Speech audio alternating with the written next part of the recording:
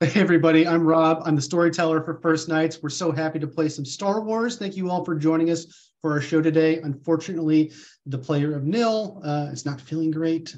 We're hoping it's not anything serious, but she's not ready to play today. Drew, why don't you tell them what's going on?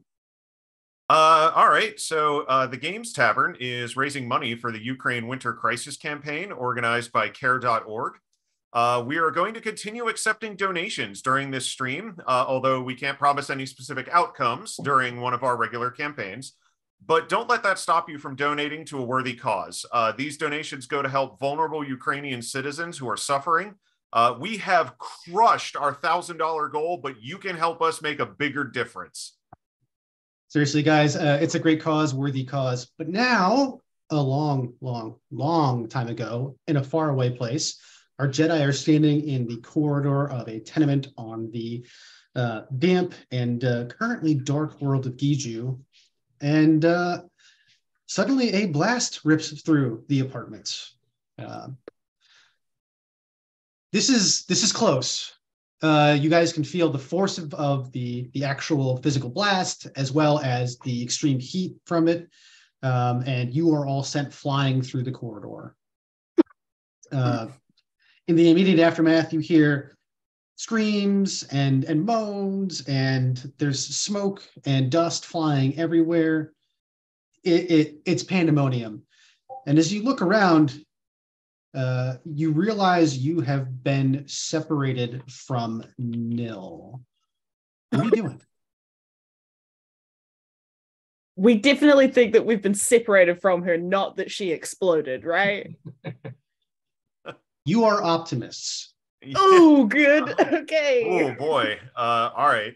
Well, first things first is I'm gonna see if there's anything I can do to help the people in the tenements. All right.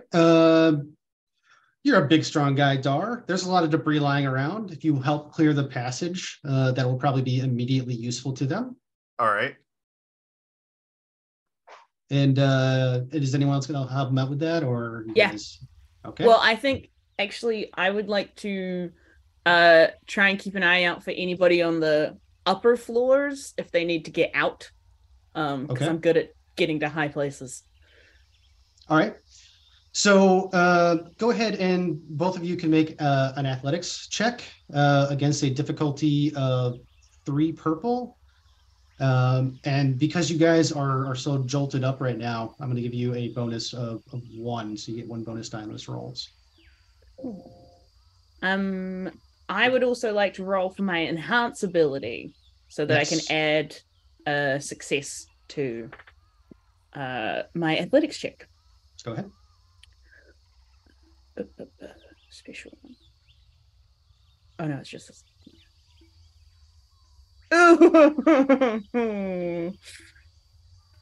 You know what? Still use it.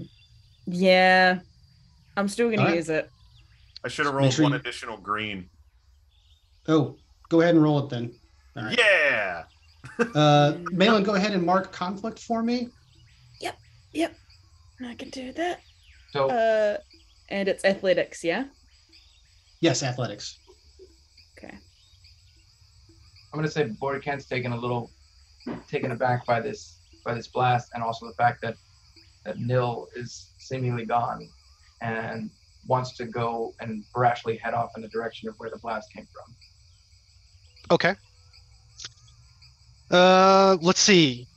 Do you have Streetwise as a train skill? I do. As a grip, no. Okay. So it's going to be perception to see if you can figure out what happened. Gotcha. Your difficulty is. Well, I do have actually in Streetwise for cunning. I have 3 greens on that. Okay, yeah, then you can use Streetwise too. So your difficulty is 2 purple, and you're taking 1 setback because you don't actually know anything beyond there was a blast. So. Gotcha. While Borken is investigating, Malin and Dar are struggling. It turns out that whatever was done did some serious structural damage to this tenement.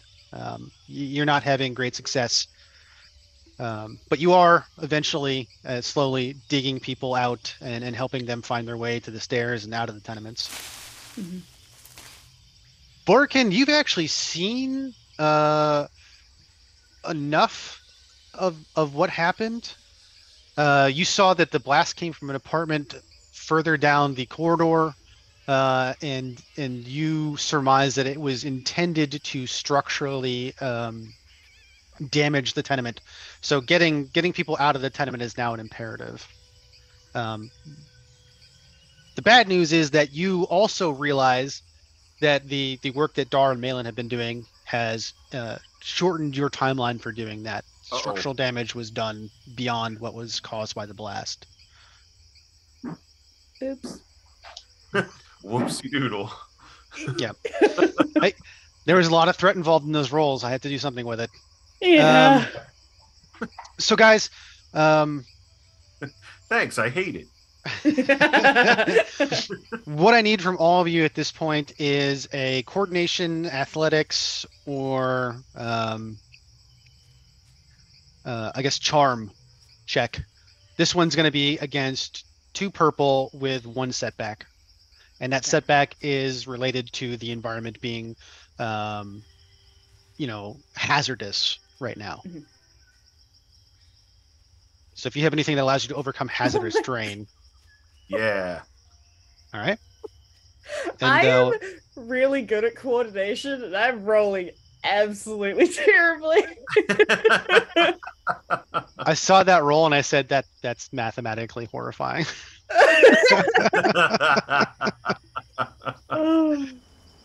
Borikin, another roll from you. All right. So, Borikin, Malin, it's terrible in here. You keep finding yourself tripping over small objects, and it's difficult to just help people over the debris. Dar, you eventually realize that you can solve a lot of your problems using brute force, and occasionally whipping out your lightsaber and cutting through something to make blocks of rubble smaller. So as you're doing this, you are escorting as many of the inhabitants of the tenement, at least they're on this floor, to the stairwells and getting them down and out, trying to save as many lives as possible. Malin, I want you to go ahead and roll vigilance for me against 2 purple, and you don't take any setback because of the environment on perception checks. So, please. 2 purple, 1 setback. 2 purple, 1 setback on vigilance. It is a visual-based check, though. So your I didn't need that. Through. That's right. Yep. All right. Malin, as you are helping the civilians out of the partially destroyed tenement, you realize that the Herglick that you came to find doesn't appear to be in the rubble, and it doesn't appear to be in the groups of civilians making their way outside. Okay. So have we managed to clear back to that hallway that we were in, or no? Yeah. So you've made your way down the hallway. You've cleared. In fact, you're to the apartment that Borikin knows the blast originated in, which was probably 3 or 4 apartments beyond where you were standing. Yeah. Okay. Hey, team, don't know where the Herglick went. King. Herglick's name is Elahu, by the way. Elahu. Can I mean, I would go check if there's an open window, but I don't know if they're all just, like, smashed. It's probably hard to tell. The tenement is in rough shape, but you are a tracker. Yeah. Can I see if there's any sign of them coming out? If you're just going to look around, that would be perception. If you are actually going to try and figure out where this individual went, or if you're going to look for signs of nil as well, you can roll survival and actually do some tracking here. Would our ship at all be able to assist with evacuation? It would take too long to get it there. to be of use. In fact, at this point, actual civilian emergency authorities are showing up. Mm-hmm. Yeah, I'll see if I can see sign of either of them leaving at least down the hallway. Okay. This is going to be against 3 purple because this is not familiar terrain, but your otherwise visual acuity penalties are negated. So. Okay. All right. I'm not great at this. Nope. All right, Malin. Nope. You take a look, and there are indeed footprints and patterns in the dust that seem to lead away from where you're standing, but you quickly lose them. They're obscured by falling debris and other things. All you can tell is that at least 2 sets of footprints went away from the blast, heading the opposite end of the corridor. And then so like hitting out the other way. Yep. Okay. Would a Ryan Johnson rocklift maneuver be effective?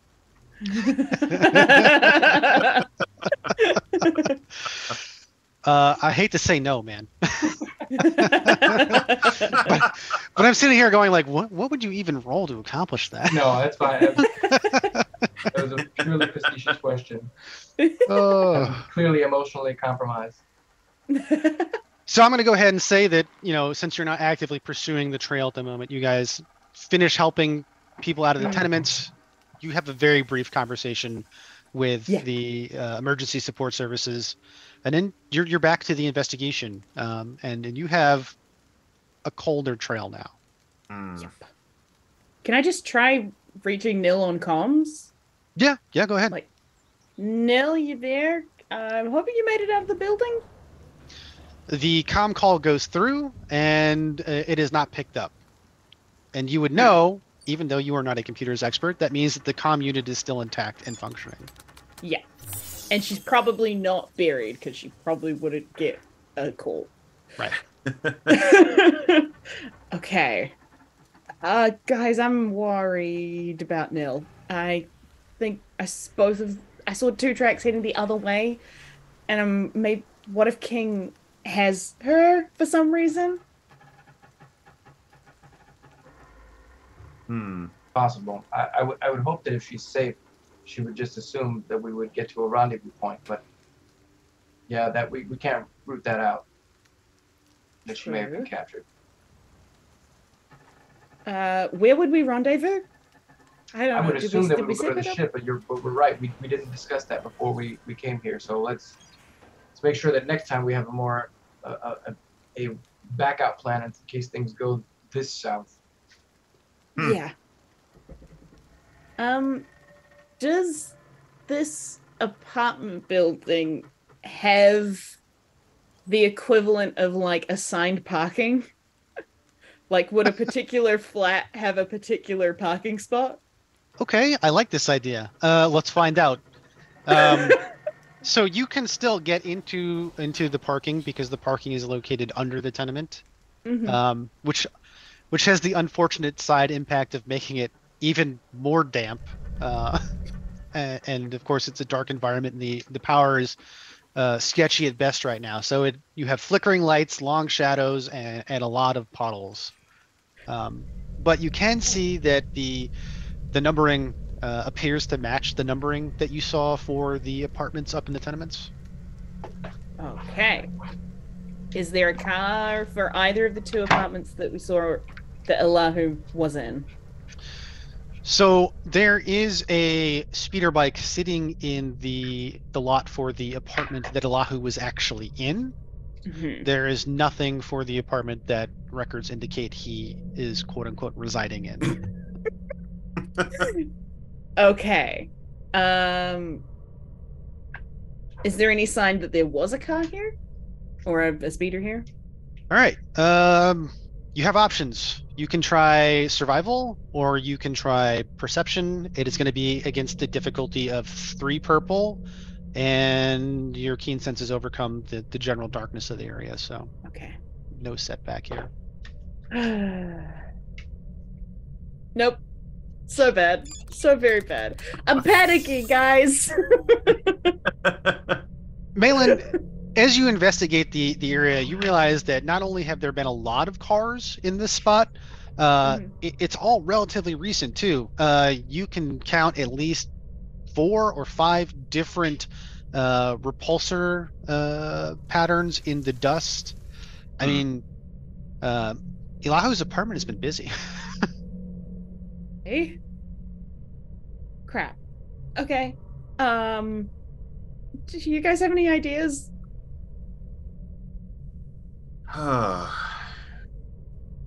Do we know if he has any additional contacts or associates that we might be able to hit up? But off the top of your head, yeah, could we go investigate his apartment? Yeah. You can probably get back in. Probably dangerous, but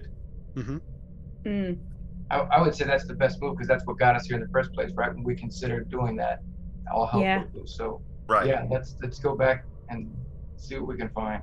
Okay. Yeah. So the Giju Emergency Services, they're not going to slow you down. At this point, they realize you guys are investigating something else entirely. So they're going to get out of your way as much as they can. You're in his, I guess we'll call it his secret apartment. Secret. Just a cursory glance can tell you that he's definitely been living here. Like, this is an actual inhabited apartment. There's, dishes out and some takeaway bins and all kinds of detritus of a being in the apartment. You actually, I will accept rolls that are perception, skullduggery, or a force ability that will allow you to actually sense things. You're going to be against a difficulty of 3 purple, and you're taking 1 setback unless you have something that specifically overcomes non-visual sensory penalties. I'm going to use my perception to look around and see if I can find any correspondence or devices for correspondence. Sure. Can I assist rather than rolling myself? Or is that a thing I would have to roll for? So normally if you assist, you're just giving somebody bonuses. Gotcha. Okay. So you said it was 3 purple, 1 setback, and then against the what again? So it was 3 purple and 1 setback against either your skullduggery, your perception, or using a force power like sense, for instance. I was just going to say, can I take off that setback with a sense danger? Yeah, you can use sense danger to remove that. Oh. All right. So we're like, this sure is an apartment. Yep, these are some interesting rolls.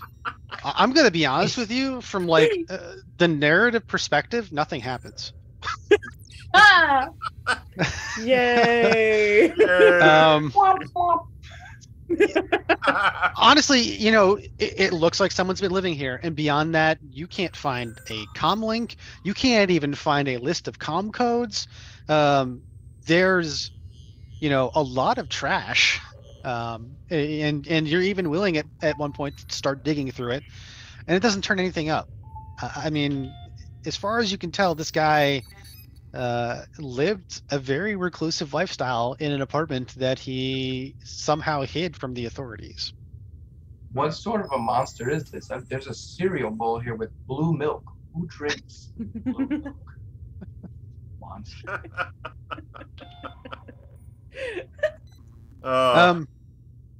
So, Dar, you would realize that if he does have contacts, some of them are going to show up at some point. Considering his apartment was just blown up. Yeah, that makes sense. So you have enough street savvy to understand that you probably don't want to be there, obviously tramping around that apartment when they do show up, if you would like to get them in a position where you can question them. Okay. I propose that we set an ambush here for any that come looking for him. I will be able to hide by the door, so they won't see me. Mm-hmm. And then they'll be past me, and we'll have them surrounded. Okay. Sounds That great. sounds like a good plan, actually. Dar, what's your stealth? My stealth is 2. 2 green. 2 green. All right. But you can turn invisible. But I can also misdirect and just Yeah. make myself invisible. Mm-hmm. Yep, I am counting on that. All right. You and me both. Should we very obviously leave in order to distract so that Dar has a better chance? Sure. Yeah, it would probably be best if you guys aren't there, obviously sitting in the apartment when somebody shows up. No, but I'm saying I'm suggesting that we leave, like, very obviously make it aware that we are leaving. Okay. That the Jedi aren't around. That actually won't affect the roll because they were already at max penalty because Dar is literally invisible. Just to be clear here. I'm walking here. Literally Excellent. Can't see. So, Dar, it's been about an hour, and you're sitting here going like, this is around when they would show up if they were me or I was them, and sure enough, another Herglick man and a human woman show up, and they press into the apartment. And the Herglick actually investigates the trash where you look through it. He goes, "They look through the trash, silly Jedi." And the woman walks over to a recessed panel and taps something and causes the wall to slide over. And within that opening created by that movement of the wall panel, you can actually see that there's a whole bunch of equipment there, including an encrypted comm unit. Oh, I'm definitely going to get close. Okay. And I'm going to see if I can distract them somehow and get that device. Sure. I think that's going to have to be skullduggery here. Well, skullduggery is something I know how to do. Good. Because they're on such high alert, I'm going to go ahead and say that you have a full 3 bonus dice. Oh. And this is against 1 red and 1 purple. Okay. So I'm going to approach as stealthily as I can, even though they can't see me, technically. Mm-hmm. All right. So as you get close and you realize that these people are a little bit smarter than they appear to be, because they've completely boxed out any approach to the comms unit. Can I look inside the room and see like what else is in there? Anything that might be of use to us? So yeah, you can definitely perceive inside of the alcove. It's an alcove, not an entire room. Right. So in addition to that encrypted comms unit, there's a hollow projection device. There are several terminals set up, one of which appears to be broadcasting from somewhere else, and you can actually see that it looks a lot like the security feeds that you saw when you were in Darsum Baylor's office.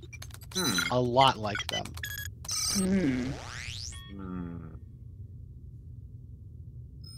All right.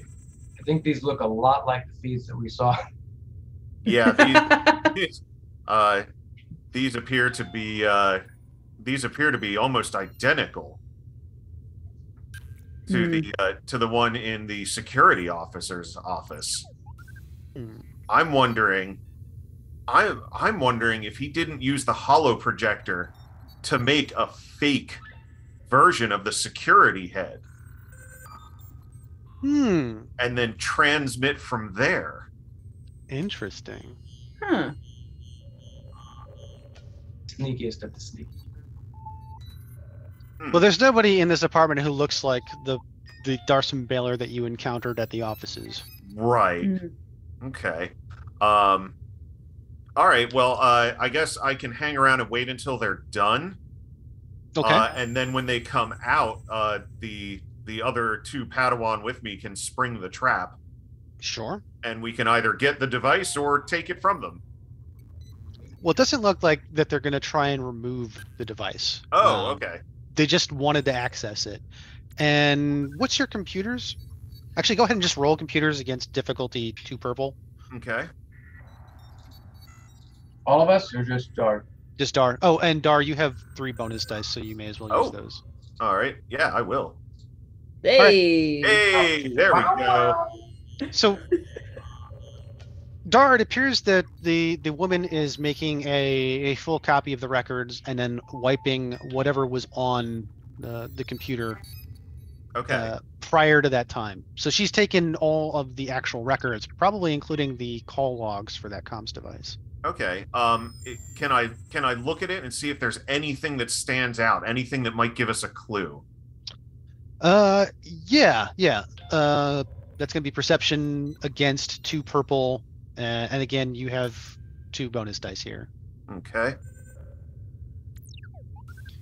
Yeah. So as you Nice. observe her moving through the file system, something does pop up. It's a name of contact individuals, and one of them you recognize from your apparent dealings with criminals in the past.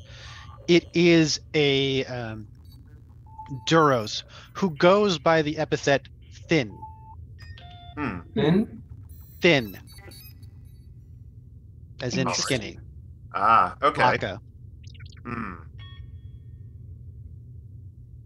I wonder what Finn's been up to be involved in such a caper as this. He definitely said in his head and not out loud. Yeah. Right. Yeah. I've assumed that Dar is monologuing in his own head right now. Oh, as yeah. opposed to outside. Yeah. I'm voice. just walking around with the comm link open. But I will say that so like as written, misdirect would prevent them from hearing you too. Yes. Ooh, that's cool. Yeah, so I could be relaying this to them. Yep. Okay. So I could say yes. I think we have our next clue. Okay. Okay. Do we need to stop these people or no?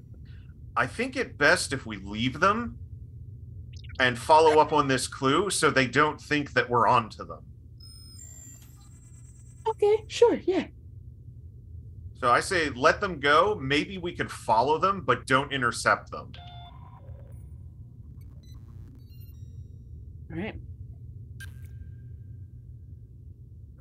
I'm gonna get ready to at least follow them like out of the building to see like what vehicle they get into. Sure. Yeah. All right. That is a relatively simple task. I will need a stealth roll from you against 1 red, 1 purple with 2 bonus dice. Cool. Yeah. They don't even know you were there. Yes. So you follow them. They get into, you would call it a relatively nice land speeder. And you're able to actually catch the registration code off of the back of it. And it's registered to Allahu. And okay. as best you can guess, it probably was parked down in his parking space at one point too. Mm-hmm. But yeah, no idea that you're there. Sweet. And so they're gone. You have a new name, although I will tell you, Dar, the last time that you encountered Thin, it was on Coruscant. Oh, okay.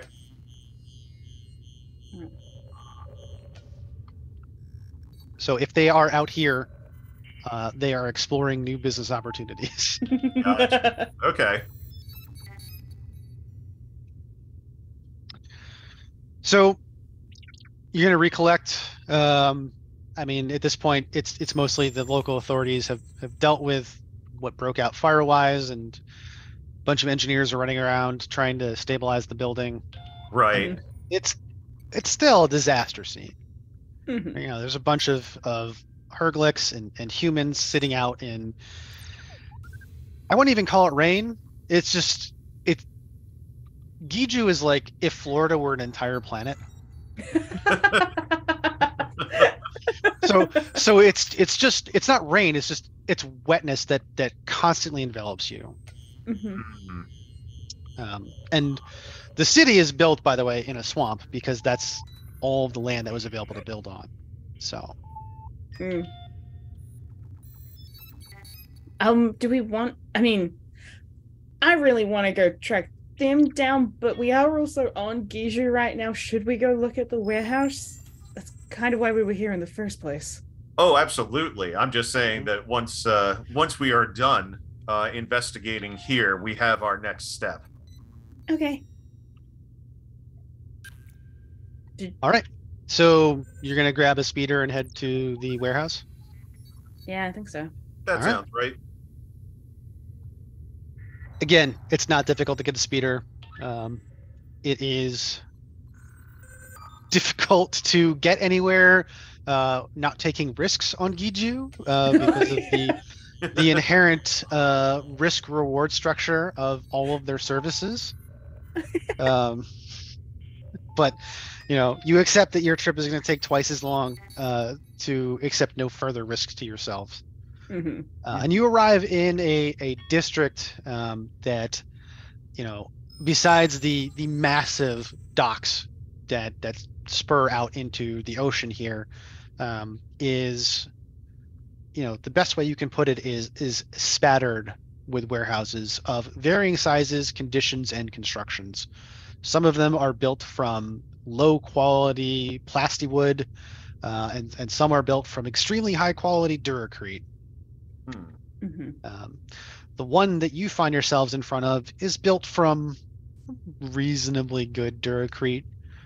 It's only a little bit pitted by the weather. And there's no one anywhere in the warehouse district. So like occasionally you'll see a vehicle drive by, and every once in a while you'll hear somebody yell out, and you know, far down one of the corridors you might see somebody crossing, but it's you know, there's nothing here. Like, sapient inhabitants don't appear to really be here, but obviously people work here and there's activity. It's just all taking place in a way that makes you feel very remote from it, if that makes sense. Okay. So we probably have a good chance of getting in here unseen without having to work particularly hard at it. Yeah. Okay. Yeah, that's a good bet. All right. Still, let's see if we can find like a side entrance or something, just to be extra cautious. Okay. Yeah. Then it's going to be perception or streetwise. And if we can't find one, going up against 3 purple. All right. Nick. Oh, come on. Hey, all right. Okay. We find a side entrance, but it's locked. It's a little bit worse than that, actually. Oh, Malin, good. you do find a side entrance, but in the process of discovering the side entrance, you knock over a precariously stacked pile of pallets. And when I say precariously stacked, I mean it's almost 5 stories tall. And it comes crashing down and makes an enormous mess. Perfect. Sorry. hello there. So any intentions you had to get in and out without anybody noticing you've been there are pretty well ruined. Okay. Is there like a security camera that is catching this spot right now? Oh, 100%. Yes, that's happening. I look directly into camera, just like sorry, because I imagine. Baylor is watching this back in their office. Yeah. But the good news is that side entrance is open. Okay. Open.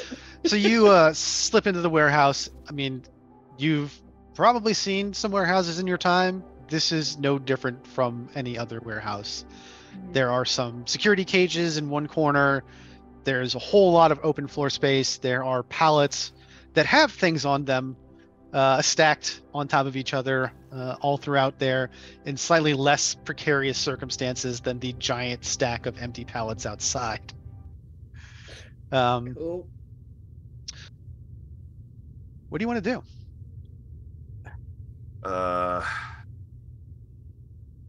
I mean, can I have a look for any other, aside from very obvious side door, is there any other way of like breaking in? Like, can I see if I can spot any obvious places where people would have gotten in to steal the stuff from here?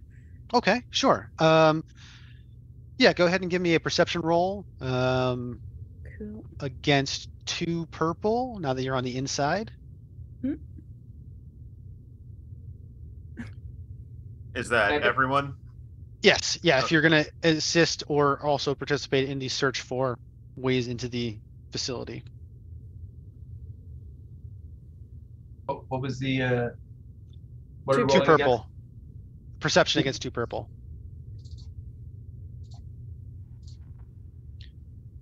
So, Dar, you notice that there are some signs that the walls have been patched. And Borikin, you notice that there's actually signs that the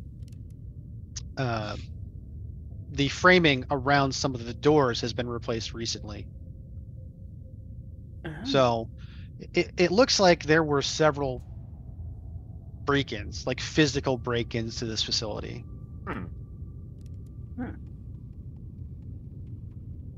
And Borikin, as you are looking around, you actually end up stubbing your toe on one of the crates. So mark 2 strain, please. Ow. Is there can I have a look at what stuff is actually stored near where the doors have been replaced? Oh yeah, sure. That's perception against 1 purple. And Cool. yeah. Dar is the only person who takes penalties in darkness. So Malin, I mean, all of these pallets are well marked. And it occurs to you that that's weird because normally pallets aren't well marked. That makes you suspicious enough to actually cut into one of the pallets and pull some of the things off the pallet and look further inside. And when you get further inside the pallets, you realize that there are military-grade hardware packed inside of pallets of otherwise mundane-seeming goods. Oh. Whoa.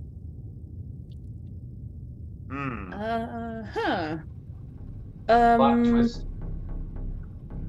Okay, yeah. This is a crime, right? I just point to like the box and look at the other two, like, right? This is bad. Off the top of your head. Smuggling is definitely a crime. Yeah. Off the top of your head, definitely not a good thing. Probably a crime. Okay. What? Okay. Weird. So, somebody knew about them smuggling this stuff in, possibly in order to be wanting to steal it? Or were they smuggling it in for it to be stolen so that those people could have it? Those are both reasonable conclusions. Yeah. You're going to have to find more information to support either of those theses. Yeah, for sure. Is there a console here that we could look back over security footage? Sure. Not only is there an elevated office on one end of the facility, there are access consoles at each of the clear, obvious entrances as well. Okay. I'll see if I can bring up security footage, because we didn't really get a chance to look at it in the office. Okay. It's going to be computers against 2 purple. Cool. And I'm going to go ahead and say that you have 1 bonus die here because you have some understanding of what you're looking for. Okay. We haven't rolled for our destiny pool. Could we do that so I might be able to use it? Oh, Yes, we can. So go ahead and hit your roll destiny. Oh no. yay!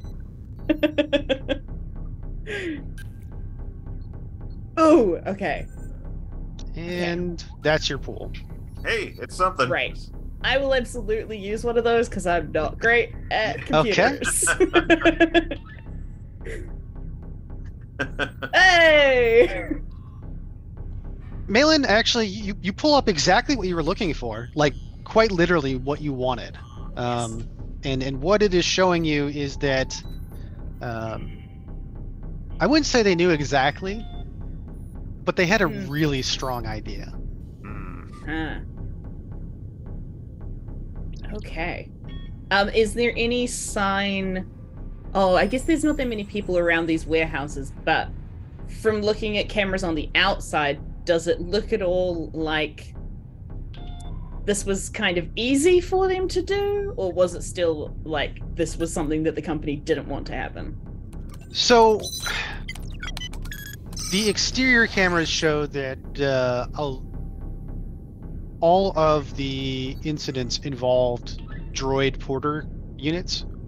So the droid porters piloting their cargo skiffs. There are actual, fleshy sapiens involved. They hop off the skiffs, they come inside, and they use the repulsor jacks to move stuff around. But the transportation is completely handled by those droid cargo skiffs. Okay. And in fact, they don't get back on those skiffs at the end. They just walk off in a different direction. Huh. Can I see if I can follow? Oh, I don't know if I'd have access to all the cameras around here, but what direction do they go at least, I guess? You can follow the direction. They actually go deeper into the docks, headed towards the piers and wharfs proper. Mm-hmm. And the cargo skiffs take the normal route onto one of the main corridors, and they appear to turn back into town. Are all of the cargo skiffs like propulsion vehicles? With some very weird exceptions, yes, they're all repulsor lift drive. Okay, so if there's not that many people around here, then presumably if there are footprints of people walking around, it might be easier to find them because there's not that many people actually walking on the ground. It certainly would be easier to track as long as those signs haven't been disturbed. Mm-hmm. Okay. I found something. Is it? And I explain, I just show an example of what I've found on the computers to Burkin and Dar. Is there anything else we should look for, do you reckon? Or should we follow? I'm worried that they might have had a boat of some sort. That is very hard to track. But I think they've headed back towards the wharfs. All right. And we know that they're smuggling like military grade contraband. Yeah. In here, well, so. That's an easy supposition based on what you found. Yes. Yeah. Mm-hmm. If I didn't know better, I'd say they were supplying someone for a war. Yeah. They couldn't. No. I mean, I guess they were in the middle of like an armed, like a big revolution kind of thing back at that other station that we went to. But they seem like the company Maxstar seems like it has the money to just pay for mercenaries. So I'm not sure why they'd be giving stuff. Like, I don't know why they'd need to smuggle stuff in, if that makes sense. Borikin, as Malin and Dar are discussing the nitty-gritty of smuggling and politics, things that are not necessarily up your alley, you realize that if they are using droid cargo skiffs, somewhere there's going to be a record of those activities and the movements of those skiffs. So you can actually probably figure out where they went. Also, it would occur to you that on a planet like Giju, where 70% of the surface is water, boats are probably tracked too. And we definitely need to find the tracking for these vehicles. Okay. Can I see if I can find that on the computer where that particular skiff went? You're not going to be able to, because this console deals specifically with the warehouse. Right. If you want to access the planetary network, you can try. You are not a slicer, and it's not really set up for that. Yeah. Okay. Do we know who we could talk to get that done? Generally speaking, yes. In every major planet in the core has a bureaucracy that handles all of these things. The Department of Transportation on Giju can probably point you in the right direction. Well, seeing when we flew in here, everyone who managed us flying in and coordinated all that, we should probably speak to someone at that organization. Sure. Agreed. So, very quick research reveals that the Giju does indeed have a Bureau of Ships and Transportation. It's located in the city that you happen to be in, which is convenient, but also not all that unexpected, as there are only a couple of cities on Giju on the surface.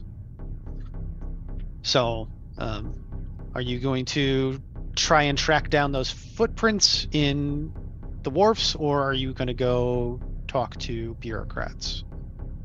I'd say let's investigate the footprints since they're here. Yeah. Okay. So, Malin, you have access to the entire warehouse security scheme at this moment, so it's easy to open one of the doors and set it to close after you leave. Great. Is that what you're going to do? Yes, so I don't have to knock over any more pallets. All right. And as soon as you're outside, you take a look at this is a Duracrete paved area, but nobody's really doing street maintenance here. So there's a lot of debris that builds up.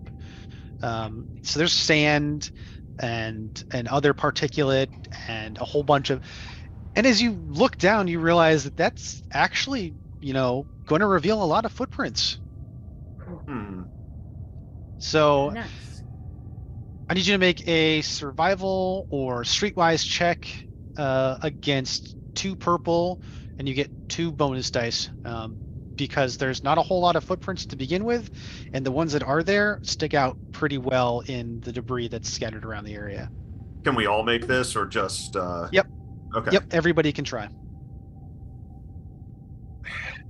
What was that? What was it again? Oh my God. It's skullduggery or survival. And Malin, what do you want to do with those advantage before Borikin? Yeah, can I pass them on to Borikin? Please do. You can pass up to 3 bonus dice onto Borikin. Borikin, that means you're rolling with 5 bonus dice. Nice. Oh my goodness. And it's a good thing that he is. Yeah. So, Borikin, as you watch Dar and Malin track around a little bit, and actually, in Dar's case, kick over some of the signs of sapient traversal, you move to the corner of the warehouse where there is a nice large pool of unidentifiable petroleum-like substance. And from that pool of petroleum-like substance, there are several obvious pairs of footsteps moving away from the warehouse in the direction that Malin said that they went. What would you like to do with all of that advantage, though?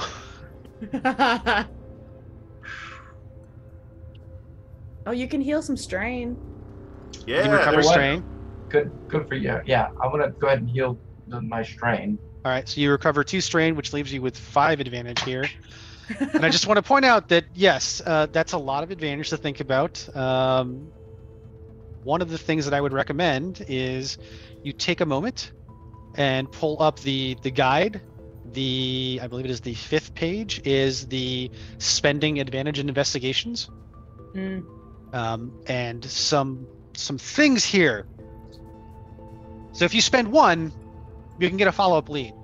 Like, I will tell you what kind of boots they were wearing, because it's super obvious when you leave an oily footprint on the ground. What page was it again? It's the 5th page of the guide that's in our folder. If you spend 2, you can actually track down somebody in this district who is willing to talk to you. Or if you spend 3, you can actually link your current investigation with another thread from your investigation. Ooh, that's pretty advantageous. Yeah, I feel like the 3rd option is probably best. What do you guys think?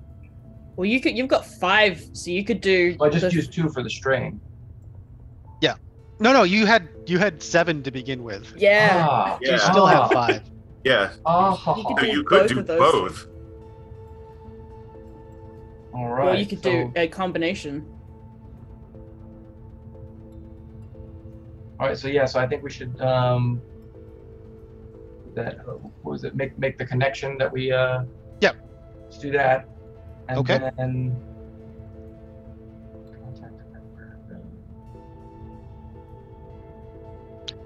so as Borgen gives us some more thought, it occurs to him that these boot prints that he's found coming out of this oil puddle, for lack of a better way to put it, match the description of the individuals that were at Elihu's apartment, at least in terms of rough size. And if he mentions that to Malin, you realize that also kind of matches the description of the sapiens that were in the warehouse. Okay. Interesting. All right. So those people are the people that have been stealing stuff. Well, that we can see stealing stuff. Yes, you have video or holographic evidence that they were in the facility and they were after the goods. Okay. So if I use the pleasure to work with you, that'll make that conversation more in our favor with these individuals we've just identified, correct? Which It would be 2 advantage points. Basically, the members of the network would form a favorable impression of us from requesting, and that would get the 2 advantage points. Can I do that? Interesting. We're not actually dealing with contacts right now. So if you do want to track in, I'm going to go ahead and say that Borkin, even you would have contacts on this planet that would be helpful. I was talking about the other one. It would be happy to help, which means you find a source who's going to provide information on the events that went down in this district. Gotcha. Let's go knock on some doors. Yeah. Okay. So actually, as you are investigating, an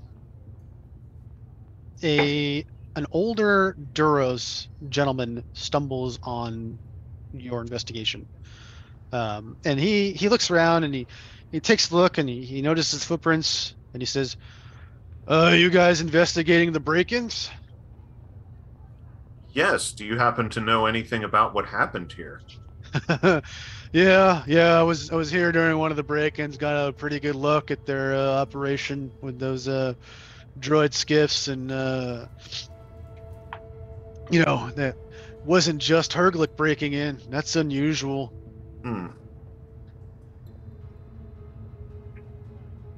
Did you see where they went? So he's offered everything he's going to give you without checks at this point. Okay. Mm-hmm.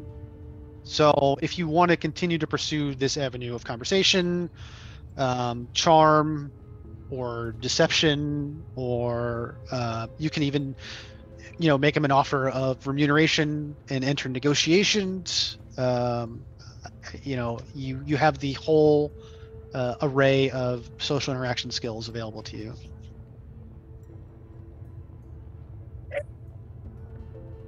Or coercion, I guess.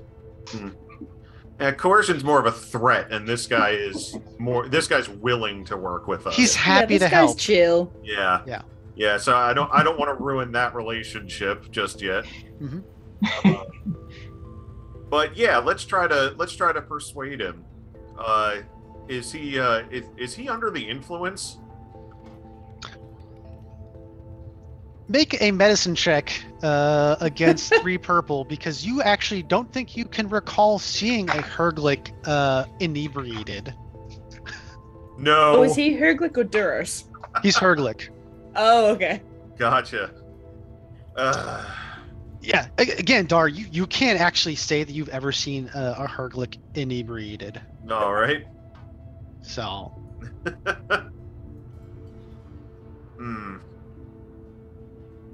All right. Well, then I guess we could just try to charm. Okay. We'll try and say, we would be most appreciative if you were to provide us a direction, or if you happen to know who these individuals are or where they were going. Anything you could provide at all would be greatly appreciated in our investigation. Give me 2 purple with 1 bonus die. All right. He's gonna give you a look and go, yeah, I know who the big kid is, but if I told you, his brothers wouldn't be happy with me.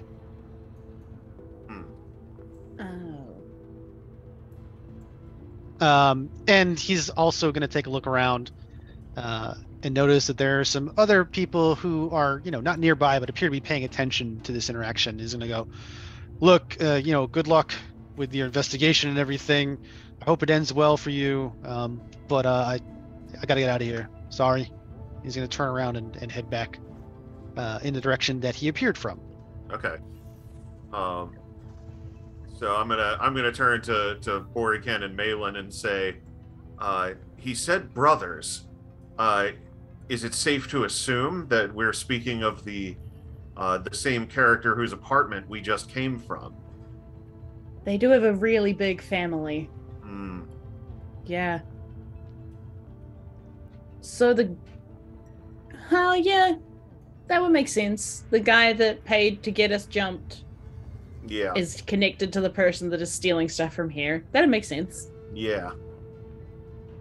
There are siblings we weren't aware of, because he implied it seemed I like he pull was out talking about the family tree that I got last session.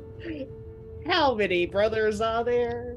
Yes, Bren provided you with a list of 13 pod members. So. Oh boy. We could just look them up on podsestry.com.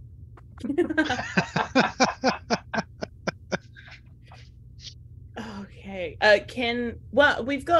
We saw the Herglick that broke in, we saw them on the security footage. So can I try and match that to the records of one of the family members? Yeah. As a matter of fact, you take a few moments and you realize this is you wouldn't really call him young, because the records indicate he's in his late 20s, but he's definitely the youngest of the pod. Gotcha. And his name is Tingen. Tingen. Great. Do we have an address? Yep, you've got a whole bunch of Giju government provided information on this individual. Okay. This is Tingen. I think. I'm pretty sure.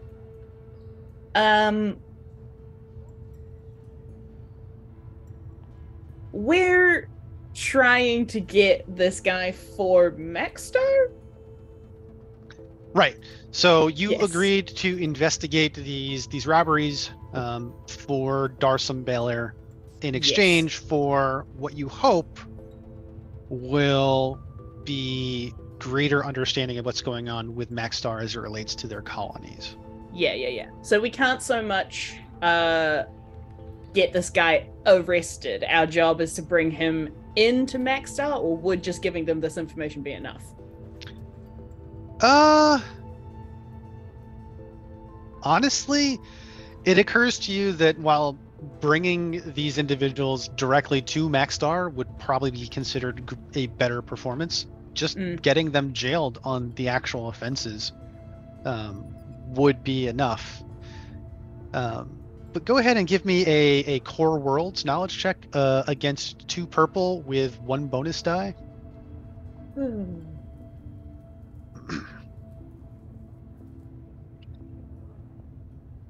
Nothing. All right. Okay. You said this was a core worlds. Yes. All right. So Giju is a core world. Okay. Do I get a bonus die if I try to suss that out? Yep. All right. I'll give it a shot. Yep. I will pass those on to whoever makes the next roll, because boy howdy, I'm not making them. That's gonna be Borikin, I guess, if you want to try. Indeed. All right. Yeah. So you have 3 bonus in total. All right. Nice. What was the original roll again? It's core worlds, so knowledge or int. And you said I got 3 bonus die? 3 bonus die against 2 purple. Yeah. So that gives me 4, right? No, 3 total. Oh, gotcha. Boom.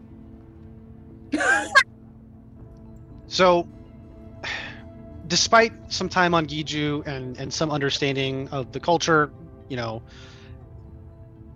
you can't seem to figure out why, with evidence that seems to be relatively apparent to you, none of these podmates have ended up in jail on Giju to this point. Can't figure it out. Yeah. Okay. Well, I mean, I guess we should probably go and check out this person's place, right? Like if Allahu's house got blown up, maybe he's going to go stay with his brother. It's a lead. Yeah. Yeah, I want to use that advantage point to follow up on the lead. Okay. So you guys hail another speeder and take off instead of, you know, running deeper into the wharfs after people that, you know, given the fact that you just encountered them at a tenement a couple hours ago, probably aren't wherever they went in the first place. And you make your way to Tingen's apartment, which is in a middle-class neighborhood is probably the best way to think of it. This is not as, you know, run down or overbuilt as the tenements that Elahu was living in. But like, this is a blue collar neighborhood. Everybody here works for their credits. And as you move through the neighborhood, you see eyes tracking you. It's a mixed species neighborhood. You see Duros and humans and Herglick, a couple of Rhodians here and there. It's, you know, as metropolitan as Giju is really going to get. Any sign of the less sketch? Any sign of the speeder from the tenements? Give me a perception check against 2 purple, and even though it is Giju and therefore dark, you have keen senses, so ignore that. I'm gonna use another destiny point. Okay. Because we've been rolling real bad. Yeah. Sure. Oh my goodness. Malin, there are a lot of what you would consider to be decent land speeders in this neighborhood. Nothing flashy, except in a couple of cases where they are really flashy, like overdone flashy. And clearly, because of that, not owned by actual wealthy people. But most of them are just, you know, decent workaday speeders. Okay. And none of them stick out to you, and you can't find the registered speeder number that you were looking for. All right. So you make your way into, this is probably a 7-story apartment building, and it's much nicer than the tenement you left a few hours ago. You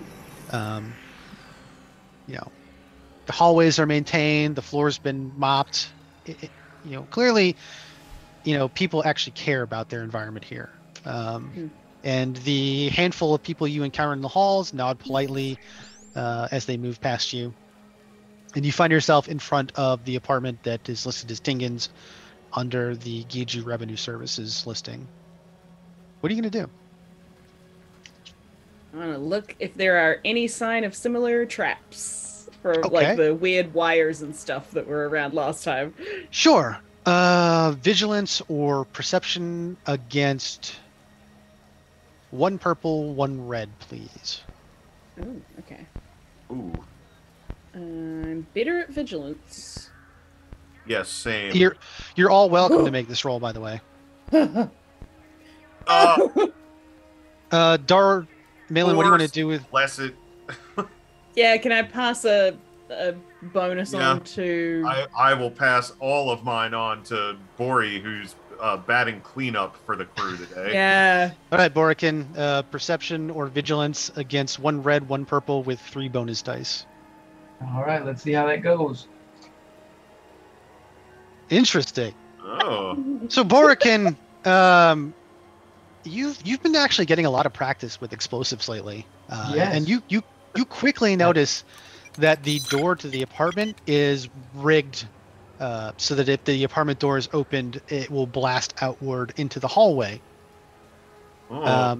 And as you are explaining this to Malin and Dar, I want to know what you want to do with your advantage. Let's see now. Get exploded.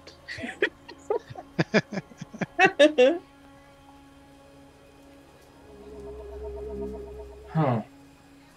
Man. So, what do you guys? Should we? I don't know. Seeing as these explosives are, should we just barrel in? What should we do? I mean,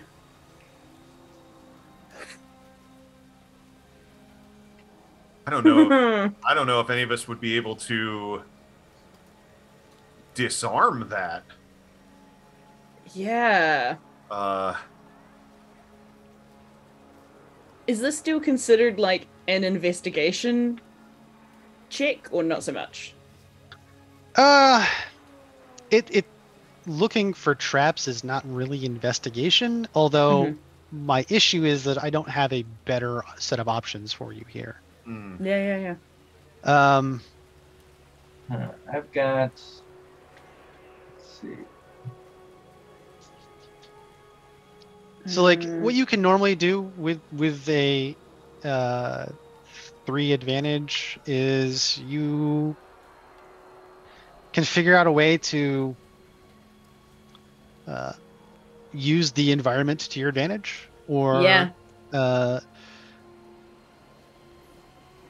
maybe you have some sort of revelation, like looking around, you might notice that there's a maintenance closet, the door's ajar just down the hall, things like that.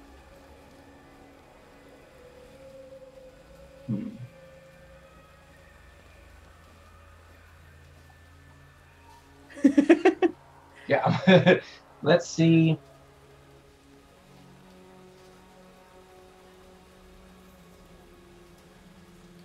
What about if we do temporary bypass? Creating a bypass in the system to avoid this particular trap using 2 advantage points. Ooh. Okay. So yeah, Borikin has noticed this, and he quickly devises a way to disable that original trap. It's not pretty, and it's definitely not what a professional with explosives would recommend. But a quick and dirty Borikin, you get it done. Give me a mechanics check against 1 red, 1 purple, and you have bonus dice. Hang on a second. You have a bonus die on that roll. Gotcha. You said mechanics, correct? Yes, mechanics. Yep. Borikin, you take care of it, no problem.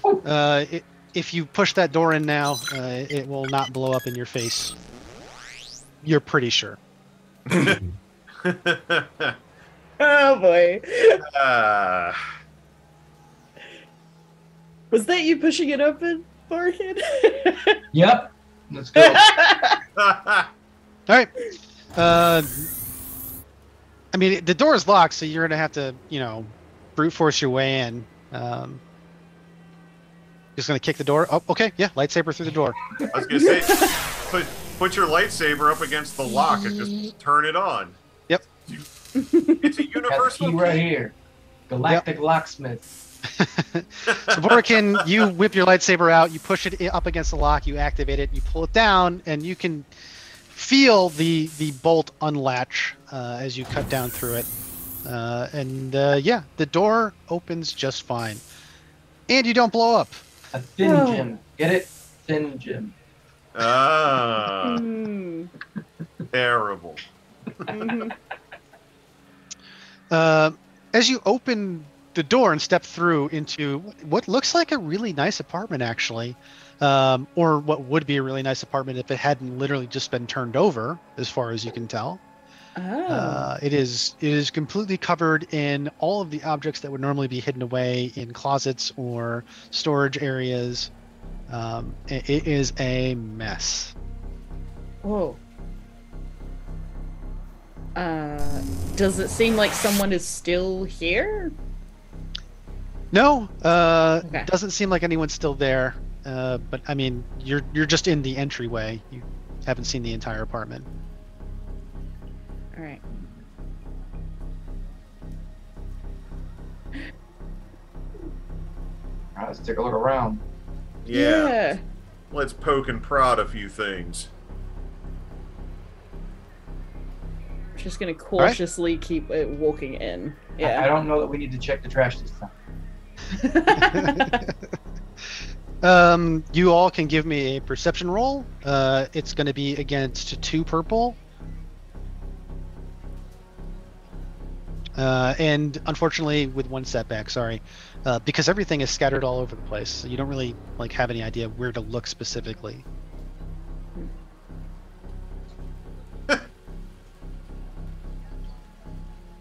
Dar, this is giving you a headache. Yeah. It's just a pile of random trash as far as you can tell. All right. Borkin, you get the idea that if you start making piles of things that are like to like, you may get some ideas of what's going on. And as you start doing that, it occurs to you that for a guy who put a explosive trap on his front door, Tengen doesn't have any tools, and none of what you would consider to be normal electronic equipment is present in the apartment. Huh.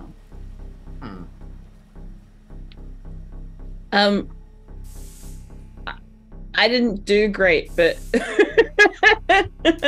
can I use my advantage to notice a single important point? Yes. Great. So Malin, as you're looking around, you are as disgusted as Dar was with the mess that has been made of this apartment. But you do notice that this is a premium apartment that has windows that open. And one of those windows is ajar, which strikes you as strange because all the other ones are both closed and secured. Okay, all right. Okay, so I'm thinking someone broke in here, found something, and then maybe they trapped up the door on the way out. There was a guy back on Max Star Planet who was really good with traps, right? What if he's trying to get stuff from these guys and he's just setting a bunch of traps up so no one can follow his lead? I want to use 3 advantage to discover a wealth of information. You only have 2. Oh. Well, then I don't want to do that.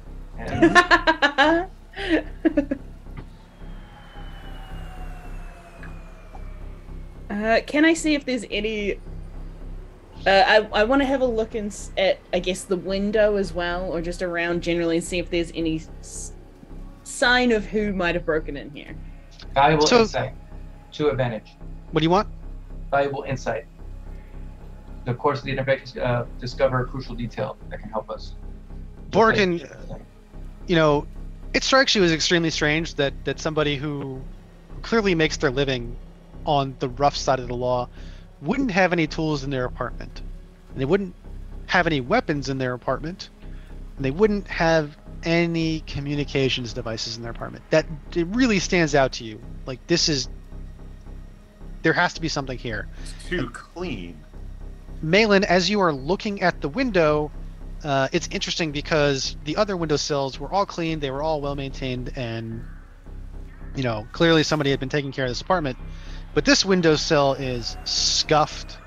There is an obvious part of a boot print on the sill itself, and generally it is in much rougher shape than the other windows in the apartment.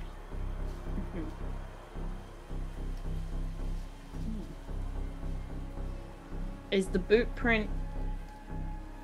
Does the boot print have that same weird oily stuff on it from the warehouse place, or no? Ooh. Give me a perception check against 1 red. Okay.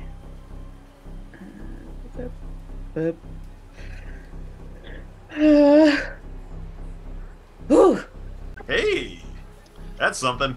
So Malin, it's not the oily stuff that you saw down on the docks, but the boot print matches pretty closely with the ones that Borikin thought belonged to the Herglick, whose apartment this is. Which strikes you as really strange because this is his apartment. Why would he be going through a window? Yeah. Can I use the advantage for a follow-up lead? Yes. So with that in your mind, you lean out the window and look left and right, and there is a structure that has been pressed into the outside of the building on that side that would allow somebody to step out of the window and stand and possibly move across the building, even though you're 3 stories up. Whoa. Okay. So as in it lets you move to another apartment, or just you can move around? Your supposition is that you would be able to move to another apartment, but it'll let you move along the building either way. Gotcha. I try to do like a stealthy whistle to Dar and Borikin. What does a stealthy whistle sound like? It's just the movement. Yeah. It's barely actually a whistle. I just want to get their attention to be like, I'm gonna this way. It's like a dog whistle. Only certain people can Only those 2 can hear. Right. Okay. Got it. So you get their attention, and Dar, Borikin, you can see that Malin is really interested in this window, and apparently what's outside of the window as she steps onto the sill and outside. Yeah, I'm gonna hop out. Yeah. Which strikes you as strange because you're several stories up. It's Yeah. Yeah. Well, I'm definitely going to go over and take a look and at least poke my head out the window to see what she's doing. Yeah. So go this way. As you look out the window, you can see Malin standing on, like, it's some sort of metal structure that is fairly low profile, low visibility, but it's clearly designed to allow you to move on the outside of the building. All right, let's see. I guess let's see where it goes. Yeah. So Malin, are you going to push right or left out of the window?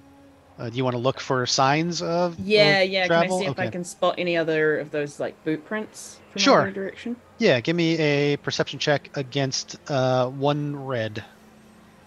Okay.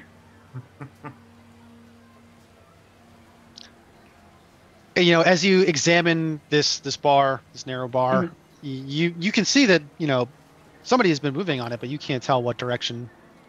Okay. In my head, Oh, actually, in comparison, so like where the window is in the apartment, I want to go to the direction that would be closest to it, if you know what I mean. Like it's which would make whatever direction would make it the most immediate window. So the next apartment over? Yeah. Okay, yeah. So you're gonna step out that window and move to the right. Yeah. Can I try and be sneaking? Being kind of because I'm not sure if this is be where they've actually come back to. Right. Yeah. So go ahead and give me a stealth roll against 2 purple, and you have 2 bonus dice because nobody ever looks up.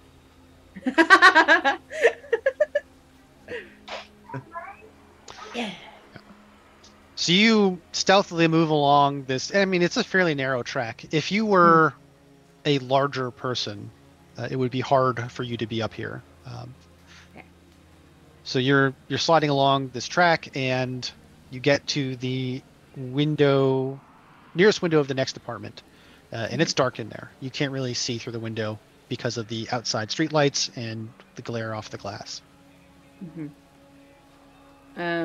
Are there any similarly ajar windows in this spot or no? You can't see the full extent of this apartment, but none of the windows on this apartment appear to be ajar, but they all open just like the other apartments would. Okay. Can I try pushing one? Yeah, the one you're up against. You want to see if it'll pop? So you press in against it a little bit, and you're working the jam of the window, and sure enough, you put enough pressure in the right place at the right time, and it pops open. I just gotta try and poke my head and see if anything looks suspicious. Sure. A perception roll against 1 purple, 1 red, please. Yes. Okay. So as you peek your head in that window, you can see that this apartment has no furniture. But there are a whole bunch of crates. I just gesture wildly at Dar, who's also outside. Right. Yeah, I'm gonna go out and follow Malin down the side of the building. Okay. Can I? If lights are off, there's a bunch of crates. I'm just gonna try and slip in the window. Okay. I mean, this is a window. You've been through windows. You're in. Great, fantastic, cool. And Dar, there's no problem for you to get into that room either. There's enough space in here that 4 or 5 sapiens could fit comfortably, unless they were all Herglick. Gotcha. I could get on the comm and be like, Morgan, go out the window. So Morgan, your comm goes live, and you hear, "Go out the window," which all right, may or may not understand. Let's go. Is it the same? The crates in here, are they Max Star crates? Not all of them. It is a mix of crates with a bunch of corporate logos stamped onto them. Some of them have like definitive, manifests on them, and some of them have very vague descriptions like parts miscellaneous, assorted. Great. Dar, I think I found it. And as you peek through the door into the next room, you can see that room is also piled up with crates. Holy, whoa! There's a lot here. Is it like still all military grade stuff in here? Well, I guess I'll try and open one and see.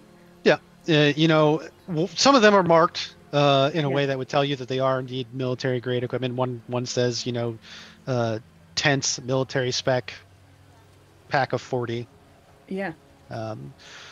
But as you pry open one of the crates, and Borikin finally makes his way into the apartment, there is a loud, bam, bam, bam from the front door of the apartment you're in, and all of a sudden there's a whole bunch of light and a bunch of people yelling, and all you can hear is, "Giju law enforcement, get down on the ground!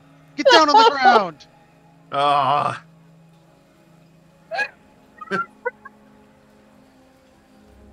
Yeah. Oh, not gonna get down. No. Yeah, immediately get down. Okay. Actually, I'll be honest to character. I think I'm immediately going to try and hide. All right. Malin, go ahead and make a stealth check against 1 red, 1 purple. You do have bonus dice because the apartment is dark. Hey. So you get 2 bonus dice. Oh, damn. Yeah. Sure enough, Malin, you find a hiding place that you feel really confident about. Great. And I'm going to pass a bonus to both Dar and Barakin for whatever talking they might need to do. Yeah. So Barakin, you've gotten down. Dar, what are you doing? I'll put my hands up, but I'm not getting down. Okay.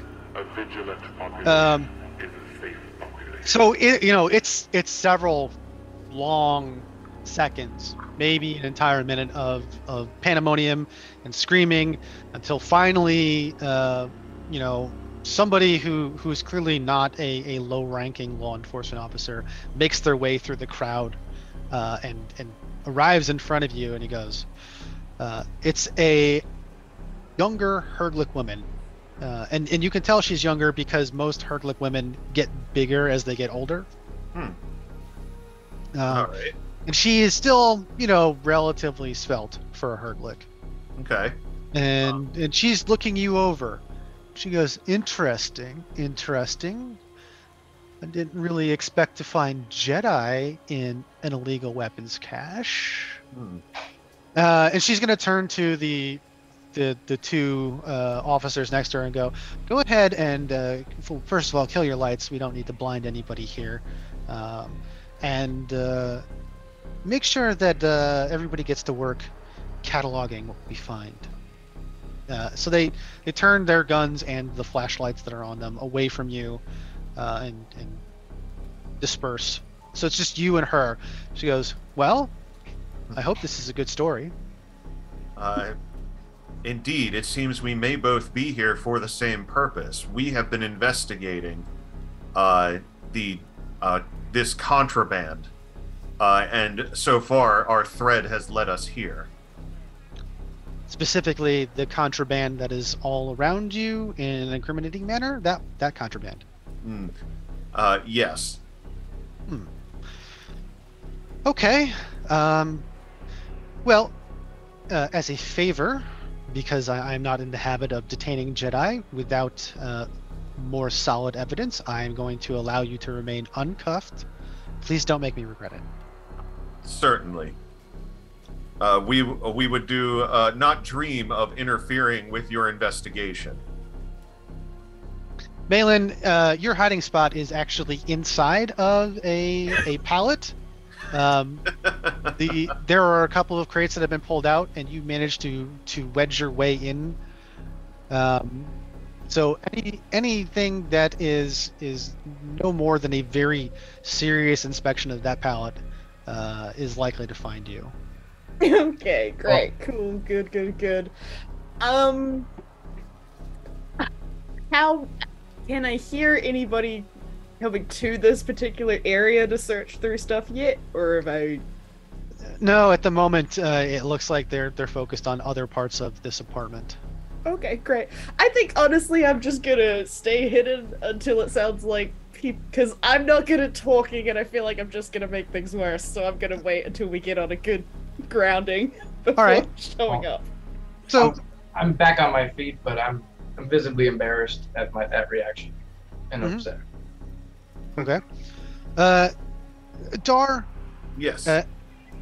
As you are explaining yourself to this woman, we're actually going to go ahead and take a break. Quick 5-minute break. We'll be back shortly. Awesome.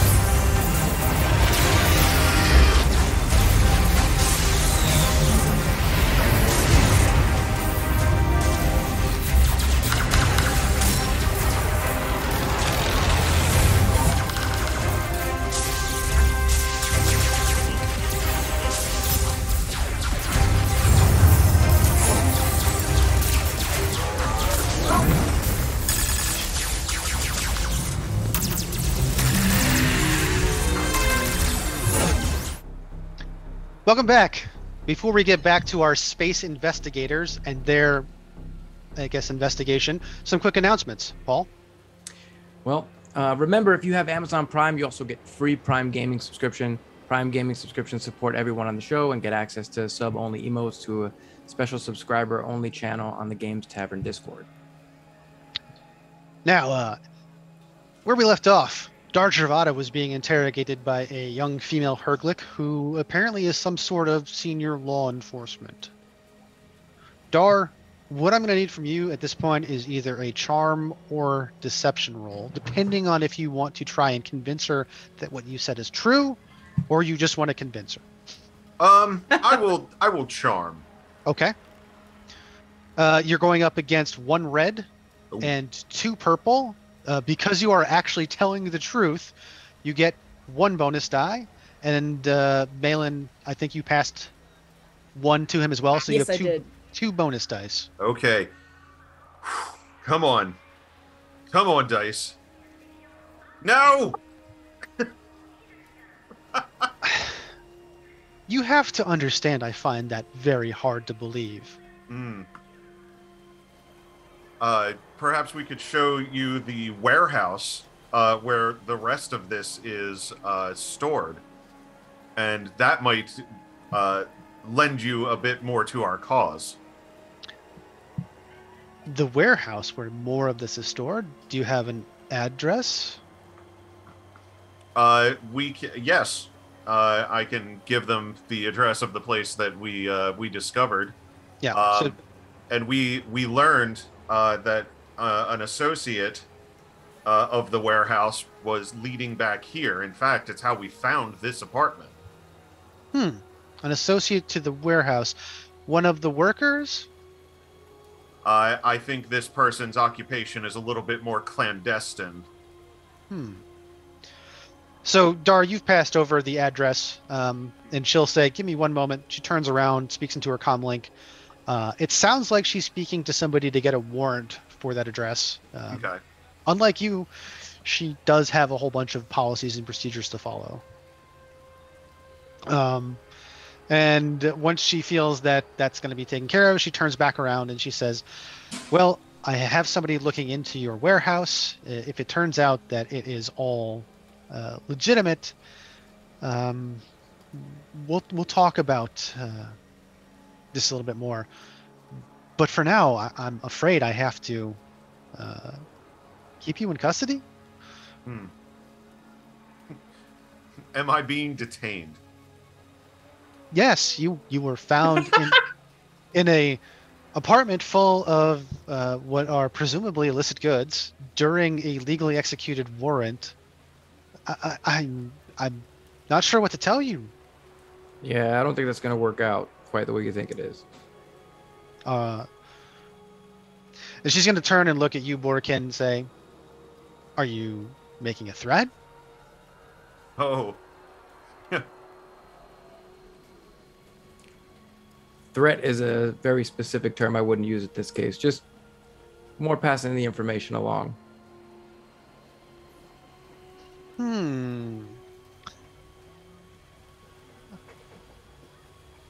I'll indulge you. What sort of consequences do you think would happen to me and to my people if we were to detain you? Well, seeing as we're in the middle of an active investigation, it all depends. Like this, it seems highly convenient that you showed up at the exact moment that we were here. She's gonna pause and look over at Dar again, and then look back at you and go, which of you is the negotiator here? I think my friend has become somewhat heated at the conversation, at the situation, not necessarily at you. Nevertheless, as we did find you during a legally executed search warrant, I have to detain you until I can be assured that you aren't participants in whatever this is, smuggling or revolution or whatever. What sort of weapon does she have on her currently? Oh god. Borikin, as you look over her, you can't see any weapons besides the holstered blaster pistol at her waist. But there's also a room full of more heavily armed individuals, behind her. Who are carrying blaster rifles and wearing, body armor, as one does when they execute a search warrant. Now, Maylin is still hiding at this point, right? This woman has no idea that Maylin is in the room. Now, that being the case, I'm emotionally compromised, but I want to follow Dar's lead. But okay. I signal to him, I'm looking at him and basically trying to give him the heads up that I will follow his lead, but that he should be aware that at any point he can go stealth and like either A, I could take the rap for this, or if he goes stealth, I can grab that. I can at least take out that weapon and we can, make a Mexican standoff situation here. Going into this, I thought you were going to make me ask you to mark conflict, but this is far more morally ambiguous than I was expecting. Now's the time when I wish I had the mind trick so I could say, you won't interfere in our investigation. Yeah. Unfortunately, Nil's not here to do that for you. I know. We don't have any advantage points at this point, right? You have 3 light side points in the destiny pool at the moment. Yeah. And I think Borikin still has an advantage a bonus that I passed on. Yes, you have a 1 blue die bonus that was passed to you, Borikin, specifically. All right, so at this point, I'm just gonna kind of motion over to Dar and like I'll follow your lead. I'm clearly emotionally compromised, so. Well, I'm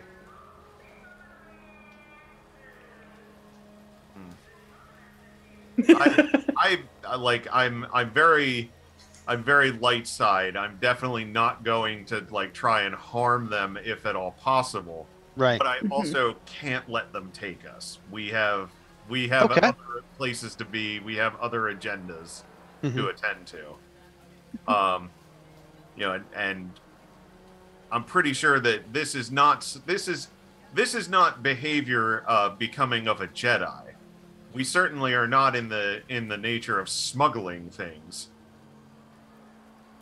We are investigating the same as you. Perhaps we could pool our resources. Okay. We could tell you what we know, and you could tell us what you know. Well, let's start by having you tell us what you know, and go from there. Okay. And I'm gonna lay it all out. I'm gonna tell them this is who we've been investigating. This is why we've been investigating them. We believe it may have ties back to this Maxstar Corporation, and we are going to we are further investigating. But I'm not going to tell them about Finn. Okay. That way we can go explore that, and it won't interrupt our investigation. But we'll give them everything that they have here. Okay. Including the fact that in the midst of an attack, one of our compatriots is missing. Yes. Okay. Dar, this is going to be another. I guess it's still charm. Charm roll against 3 purple. You get 2 bonus dice here. Okay. All right. I will roll. So she's going to say, Can we just role play it? Because I am rolling hot garbage. I mean, you are role playing it, and that's why you keep getting bonus dice here, because you're doing well with the role playing, and you are actually laying out a very truthful case, which gets you bonus dice involved. She is not supposed to be someone you steamroll. No, I get that, but so she's gonna look you over and go, "Well, this is actually pretty good information, I'm going to go ahead and pass this along. And I guess we can forego detaining you, but please don't leave Giju until I contact you and let you know that it's okay. All right. Now, can you tell us what you know? And to be clear here, Dar, because you had 3 threat, she's going to say, no, unfortunately, I can't share any details of our investigation at this time. Oh, that wasn't the agreement. The agreement involved you being free to go about your investigation, and I'm saying that the terms that I'm offering are you remain on Giju until I can clear you, and I have nothing to offer you because I can't share details of the investigation. Sounds a lot like being detained to me. Well, Borikin, I believe that what the good constable is offering is that we may continue our investigation and stay out of a cell, which we find agreeable at this point. Good. And she's going to turn around and motion for one of the other officers to come and say, escort them out the front door. And she's going to look pointedly at the window. They are... Now, I'm going to ask, could we, by all appearances, be taken out as though we were detained? She's going to pause at that point and say, oh, interesting. Yeah, I believe we can do that. If this place was under observation and they knew to tip you off that we were here, then it would stand to reason that they may be seeing if we were caught. And if they believe that we are, perhaps they will be a little more careless in their own endeavors. That's actually a good idea. She'll call a couple of the other cops over, and they will put you in cuffs, Dar and Borikin in cuffs, and walk you towards the front door. And as you are leaving, she'll say, oh, by the way, I am Detective Bata. I am Dar Javada, and this is Borikin Lenoto. A pleasure, Jedi, Dar, and Borikin. And at this point, should we reveal Malin? Like, because we're not in trouble now. I would say no. Okay. It's in our advantage. Okay. But I mean, they're gonna take these they're gonna tear these crates apart, and they're gonna find her. And if we say, that she's just a little more timid and hid, then maybe she can go out with us. I feel like you got to make a decision, and Malin has to make a decision independent because you can't see or talk to each other at the moment. I'm not going to show up just yet. Okay, then I will keep my mouth shut about Malin's whereabouts. Okay. So Borikin and Dar are escorted out in cuffs and brought down to one of the law enforcement speeders, hustled into the back, and driven probably 20-25 blocks up the road, where the officers let you out, remove the cuffs, and say, you're free to go, just please don't depart Giju. Okay. So, and as soon as we get out of the car and get the cuffs off and they drive away, I'm going to turn right to Borikin and go, right, let's get Malin and get off this world. Agreed. Okay. So, how are you going to do this? I know, and you have comlinks that will work with Malin, but she's probably not going to respond even if she does have it on for whatever reason. Malin, you find yourself in an empty room, empty of other sapients, with a pile of boxes of illicit goods. So did they not stick around to catalog stuff? They are. But they were ordered to start at the other side of the apartment. Okay. It's already been established that we have dog whistle capability, so...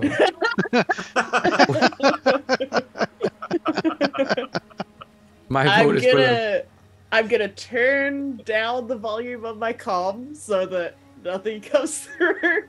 So let me be clear here. Whenever somebody says, I'm going to hide, I assume that they turn off their comm link. Yeah, great. Fantastic. Can I want to listen out and see if, like I can overhear anything else of their lead, of the police lead. So if they're like, oh, look out for things from XYZ. So you have keen senses, which means you overcome the setback that you would have because you're trying to listen to conversations in another room from inside of a pile of boxes. Yep. But go ahead and roll your perception against 2 purple. Okay. God. I really need to get better perception. Ooh! Okay. So Malin, as you are settled in your boxes, you overhear actually quite a bit of conversation between the I guess constabulary. They're talking about, I'm not sure why we finally got permission from above to go ahead and raid this apartment. We've been asking for 6 months now. And one of the others will say, yeah. And they also said that we should definitely make sure to ignore any of the equipment from Aerotech. That's to be turned back over to them. Huh. Ooh. Okay. Reveal. Interesting. Dirty cops. Do I know who Aerotech is? Yeah. So Aerotech is one of the major producers of, let's call it blasters, blaster accessories, and accessories for blaster accessories. Okay. Anybody who served in the military understands that reference. Okay. Do I hear anything that makes me concerned that these people might be shady? Like, I think there was a vibe that we were worried they were detaining us for shady reasons. So none of the constables that are searching the apartment strike you as shady. Their complaints strike you as, somebody with influences is definitely shady. Yeah. But individually, no. They sound like normal workaday cops who are just trying to do their job to the best of their ability. All right. Okay. And they're in a different room? Yes, they are. They are at least a half a room away from you, and you're in a room by yourself on top of that. Okay. I'm gonna peek out from the box. Okay.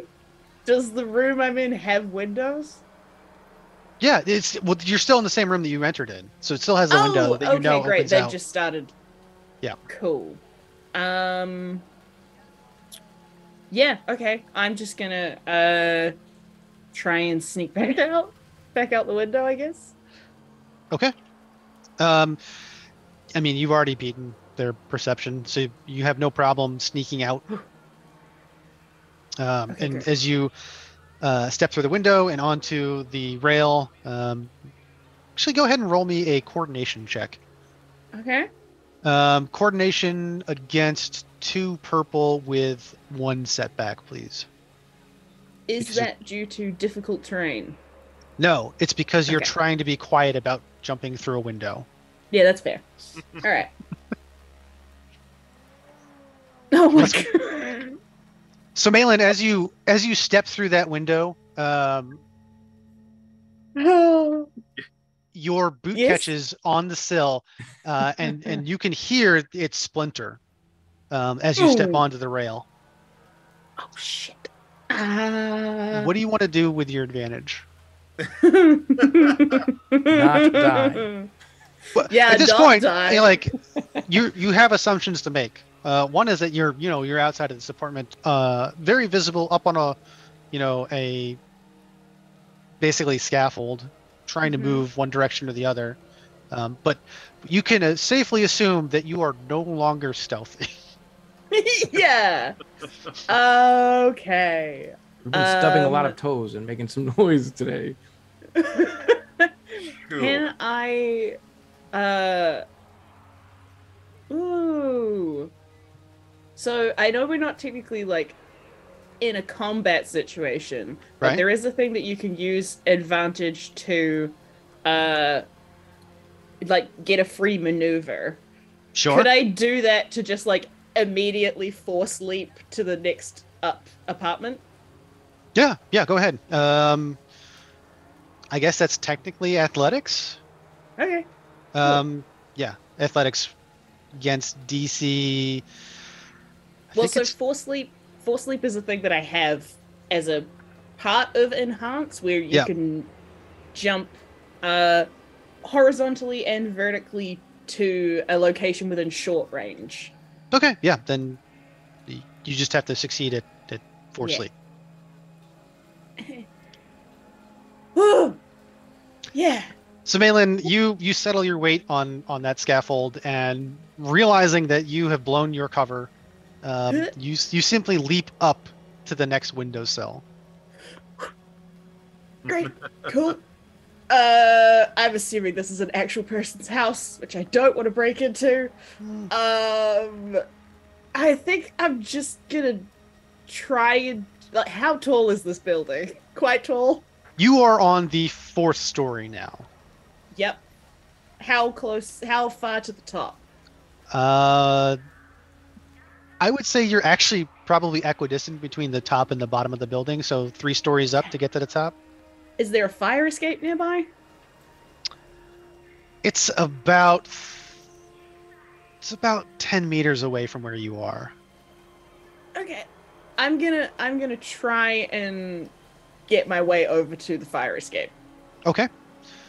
So you have windowsills, and you have some ornamental creases in the Duracrete to work with. So this is a climbable route, cool. But it's going to be a DC, or it's going to be a difficulty of 2 purple with, well, you remove hazardous terrain setbacks, don't you? I do. All right. So yeah, it's just against 2 purple. Okay. Is it athletics or coordination or? So technically either would work. Athletics is like, you're climbing, like legitimately climbing. Coordination is like you're balancing your way across the windowsills. I would love to use coordination. Okay. Yep. Okay. Yes! All right. So, Malin, as you are making your way across these windowsills, like tiptoeing across windowsills, it's, if anybody was actually looking up to see this, it would be very weird to see. Because, like, a cat burglar in the cartoon sense of a cat burglar is just like stepping across windowsills, like they're out for a walk, and it's Giju, so of course everything is wet and slippery. You have no problem making it over there. As you are doing that, you happen to glance inside of the apartment that you find yourself in front of, and that apartment is also filled with crates. What? Can I, as I'm making my way across, can I just look at the apartments that I'm going past? Like, how many of these are just empty dummy apartments? You're only moving across one apartment to get to that. Oh, okay, cool, got you. Can I try and scope out and see if I can spot other, like, similarly set up apartments? So, as you look out across this courtyard and gaze into some of the windows, again, there's streetlights that are making it reflective and difficult. You realize that most of the other windows are backlit, so people are in those apartments. Okay, cool. Damn. Whoa. Okay. Wow. I think I'm just gonna hold on to that for now, in case we need to give the police more information to be like, we're proving that we're good guys. Yeah. So that was your triumph, and I'm sitting there going like, all right, well, okay, they lost an investigative lead because they got caught in that apartment. That was a despair, by the way. They got you caught. Yeah, I thought so. So I just handed you another one. You know, there's a whole other apartment full of illicit goods that the police would love to get their hands on that they don't know about. Okay. So. Hell yeah. Can I... You're on the fire escape, so getting up or down is relatively simple at this point. Yeah. Can I do a quick perception check, like staying outside of the apartment? Can I do a quick perception check to see if there's anything more obvious in terms of like who has been in this place? than there was in the previous one? Because the previous one was like pretty empty. Sure. That's gonna be perception against 2 purple, and you don't take any setbacks because you have keen senses. Sweet. Nope. The glare is very annoying. Mm-hmm. It's so annoying, in fact, that you feel like the onset of a migraine. It's to the point that you're getting annoyed. All right, I'm just gonna run down the fire escape, get back down to the street level, and turn my comm back on, and be like, "Guys, where are you?" So flipping back now to Borikin and Dar, it's been, probably a couple minutes since you were dropped off, and your comlinks come alive, and it's Malin. Okay. Hey, where are you? I'm outside. Are you okay? We're about 25 blocks north, where they dropped us off. Are you all right? Were you able to escape? Oh yeah, no, I'm fine. The apartment above that apartment has way more crates in it. That's like in terms of the amount of stuff that's in these apartments, how many people would that like fit out for the amount of gear that we think they've got? Ballparking based on your experience, an entire company of soldiers. Ooh. That's like a lot of supplies. That is a lot of supplies. Dar, I think we might want to let these officials know, but we don't want to necessarily let them know how we attained this information, giving away Maylin's position. I mean, we could just tell them that the Force told us. Good with it. Okay. Borikin and Dar, I know you were making your way back towards the apartment block to pick Malin up. Are you hailing a speeder or walking? She should probably hail a speeder and come to us, seeing as we were just detained. Okay. Yeah. So, I assume you convey that. Malin, you have no problem catching a speeder, although giving it unspecific instructions like 25 blocks north, please, gets you a very confused droid. But it does eventually figure it out. I'll stop by and just like open the back passenger door when we get there. Hey, you want to go back there, or do you want to go to the police station? I guess. Well, the guard station, whatever it is. So iPhones can drop coordinates, but these galactic devices can't do that. It's a long time ago in a galaxy far away. You're right. So I think the best way to think of what a comlink is it's a very lightweight vocal communication tool. I was just kidding, man. It has a purpose. Funsies. It's a walkie-talkie for space, all right? Yeah. Basically. I mean, you can definitely tell her, hey, you can call her on the comm and just tell her, hey, just FYI, you may want to get a warrant for the apartment directly above the one that you were in. Yeah. That's easy enough. You should probably tell her that, not me. Yeah, I will convey that. That it is pertinent to investigate the apartments above and below, as we believe they may have more stashed than we initially thought. There is an awful lot in this warehouse, and they must have a place to put it other than here before they have to send it out.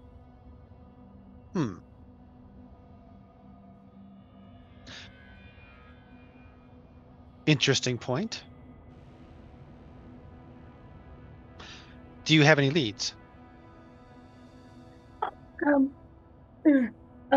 One of the I heard them talking about how like they're not supposed to take any of the Eritech stuff. That's supposed to go back.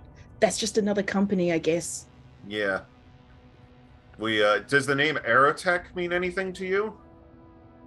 Yeah, like fourth largest producer of blasters in the galaxy, Aerotech. Is there any reason to believe they may be involved in this? Not that I'm aware of. Why do you think Aerotech would be directly involved in this?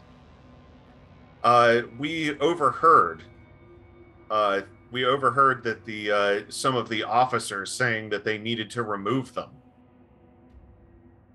I would double check all of your inventory on the crime scene of what gets reported and what is actually found. Concerning.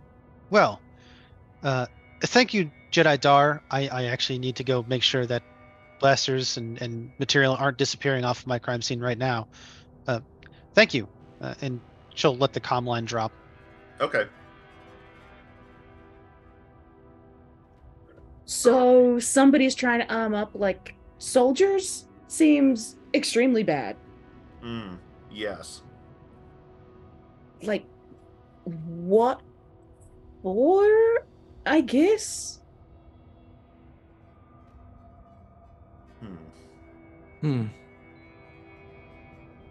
Can I, like, is there, aside from, I mean, in my head, aside from just workers being really upset about the contracts that they were signing, like the other place, I don't know if there's anywhere else that is, like, immediately springing to mind as, like... So, to give you some perspective, even your characters who are largely unconcerned with the grander politics of the Republic would be aware that a constant state of skirmish exists between a lot of the more powerful worlds and unions that are members of the Republic.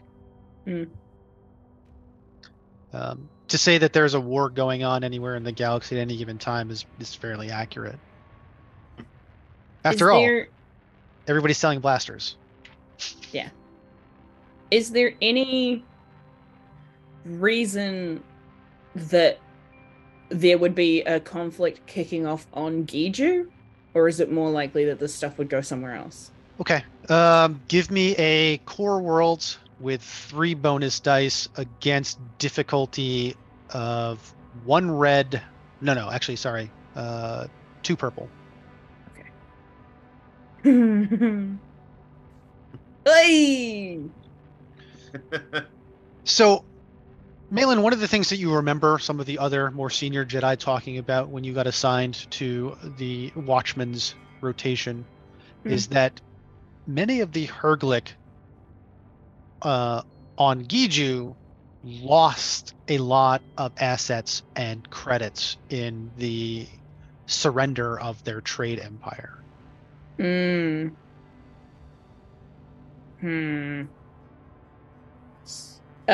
To anybody in particular, or just like the Republic? So, like, more broadly the Republic, but specifically a lot of the corporations that sponsored colonies in the as yet unnamed sector. Gotcha. Okay. Okay. So maybe some of them are planning on taking it back? A reasonable suspicion? Yeah. Can I use one of those advantages to get a follow-up lead? Yeah. Or, yeah. So, this is a long time ago, months and months ago, and you weren't really paying attention because, politics is not your game. But you do remember that besides the current senator from Giju, a Armarius Boyne,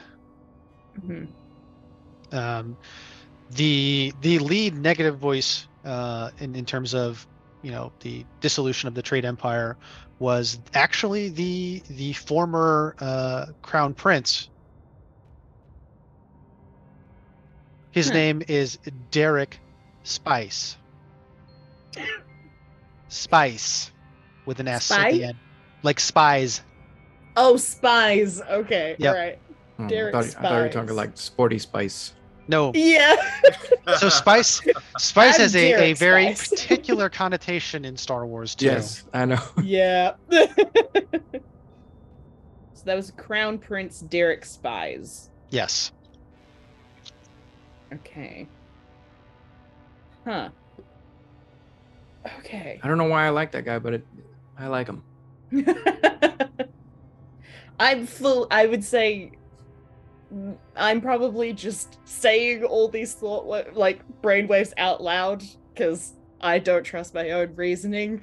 So they're like, yeah, so there was, I guess, the Giju like lost a whole bunch of stuff, so maybe they're trying to get it back. But I mean, I guess there's also like the Crown Prince dude, but I don't know if that's relevant to what we're doing right now. And also, we still didn't find the people that we were actually here looking for.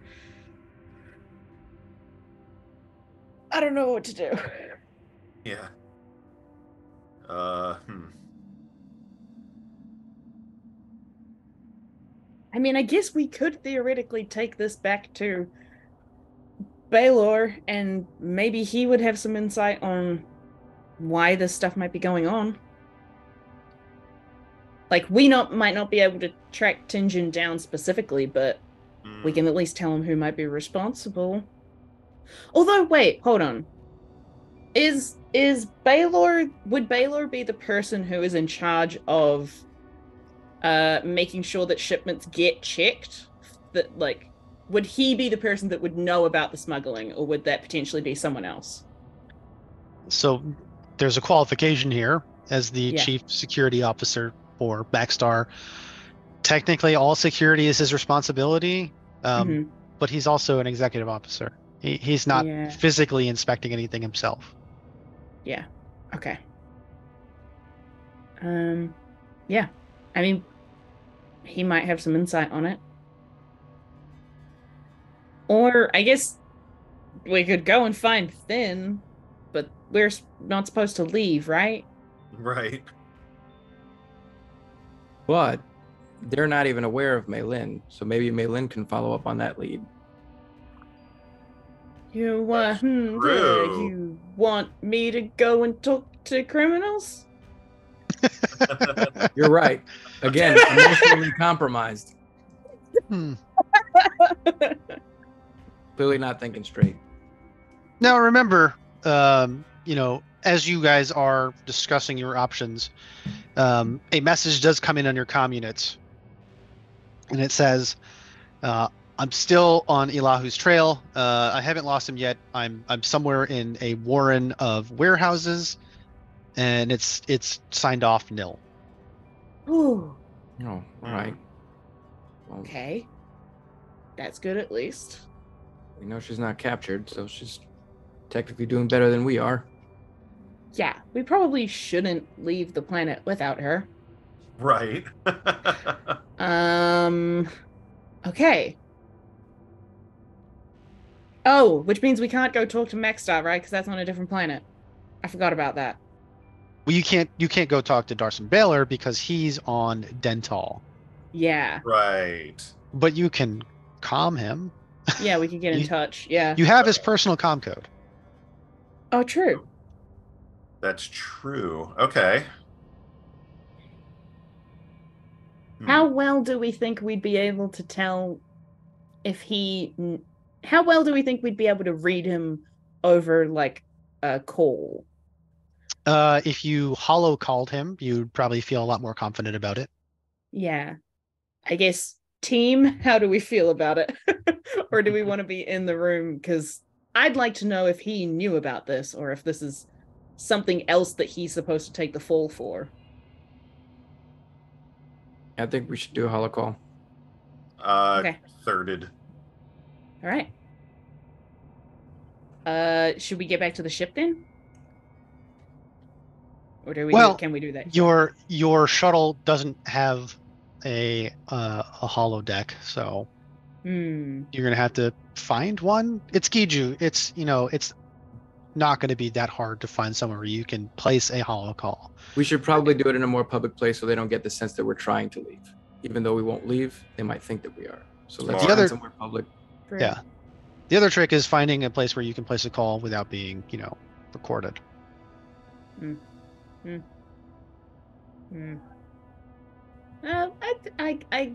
I agree with the let's try to not look shady if the police are worried about us. Agreed. Okay.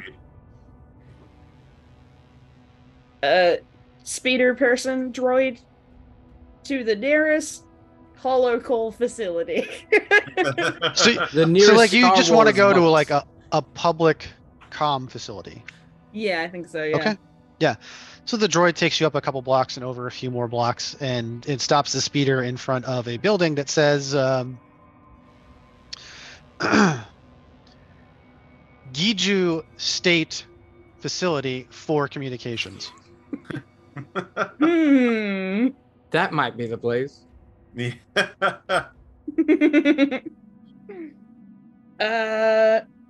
On second thoughts, are we worried that like the Giju state in general is part of this? Because if they're gonna know us we're digging into this, then that could be real bad. Could be real bad.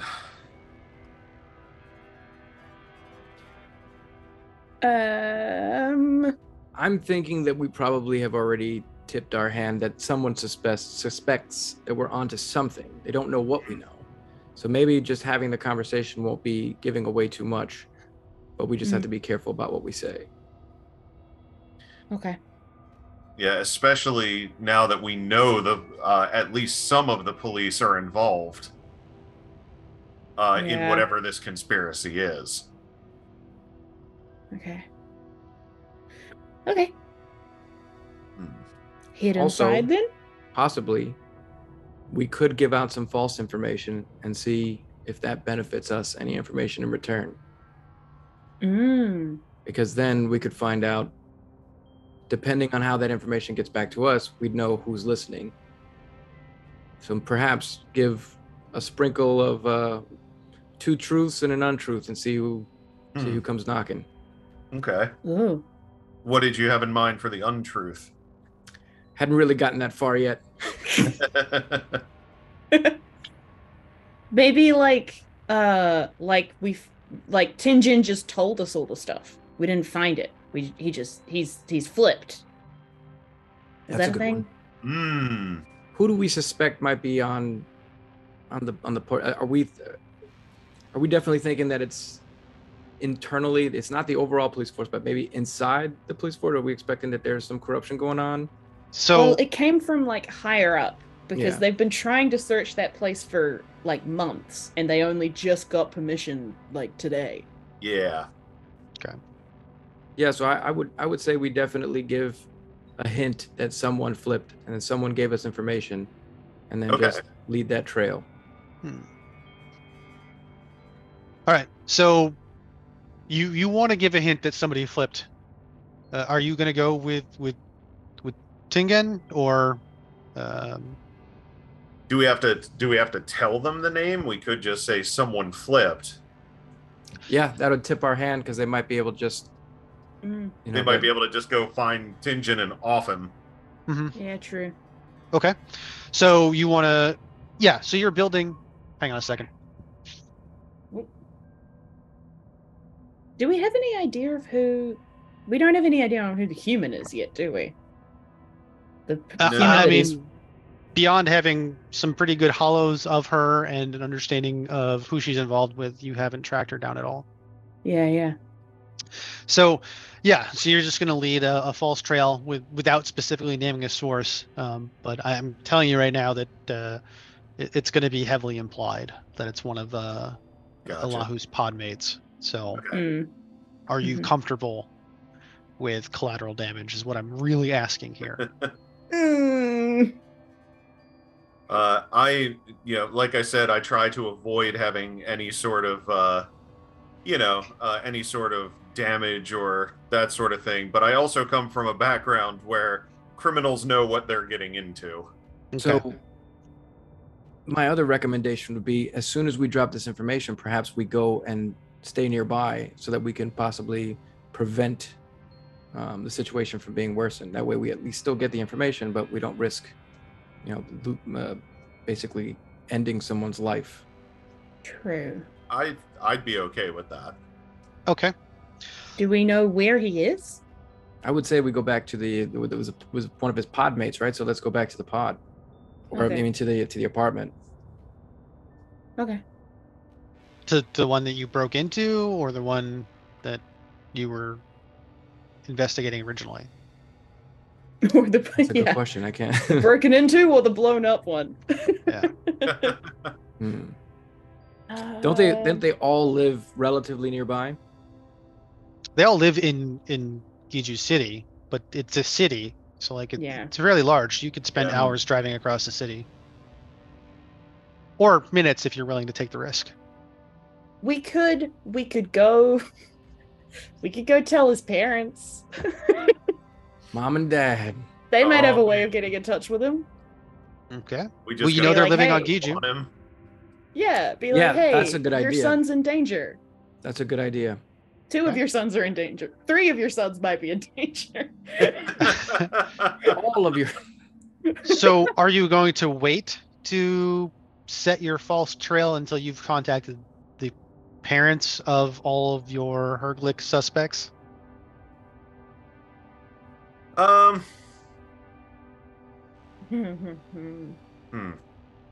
Perhaps we do it concurrently.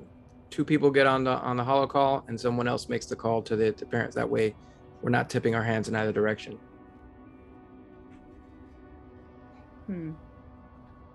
Same time. All right. Tone over here. We're tap dancing. I think maybe we should get in touch with the parents first, just because they're gonna be hard. It's gonna be harder for them to get in touch with Tingen than it might be for shady people to be like, "Hey, there's a hit out on this guy." That actually works out well because it's heavily implied that it's Tingen anyway. So we might as well just give them heads up first. Anyhow. All right. That's the way it's gonna play out. All right. That saves me from having you all mark conflicts. Yeah. You were about to put a whole bunch of innocent Herglick at risk, or relatively innocent Herglick. Is it relatively because we're calling their parents? Hey. Yes, that's the reason, and not because most of them are criminals. So yeah, I mean, you know where they live. They're retired. They actually collect a pension through the Republic. Oh my goodness! Finding them is not a problem. Are you just gonna head straight there? Yeah. I think we could. Yeah, we should do that conversation in person, because if the state is in on it, we don't want them to know that we're giving a heads up about it. Okay.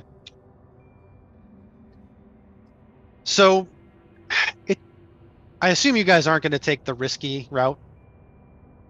No, boring, please. Boring traffic, please. Wanted to make sure.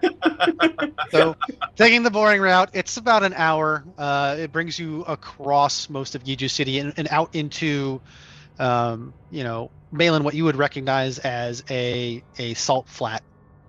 So, like the far end of a marshy swamp, basically.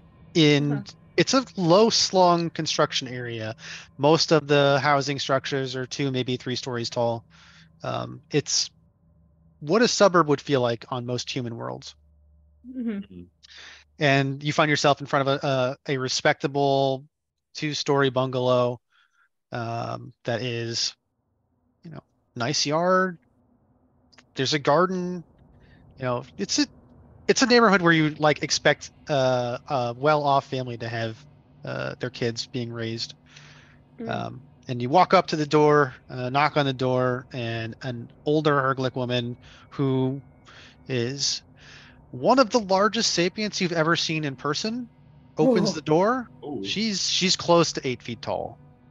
Whoa. Opens the door and says, "Oh, hello. Who are you? How can I help you?"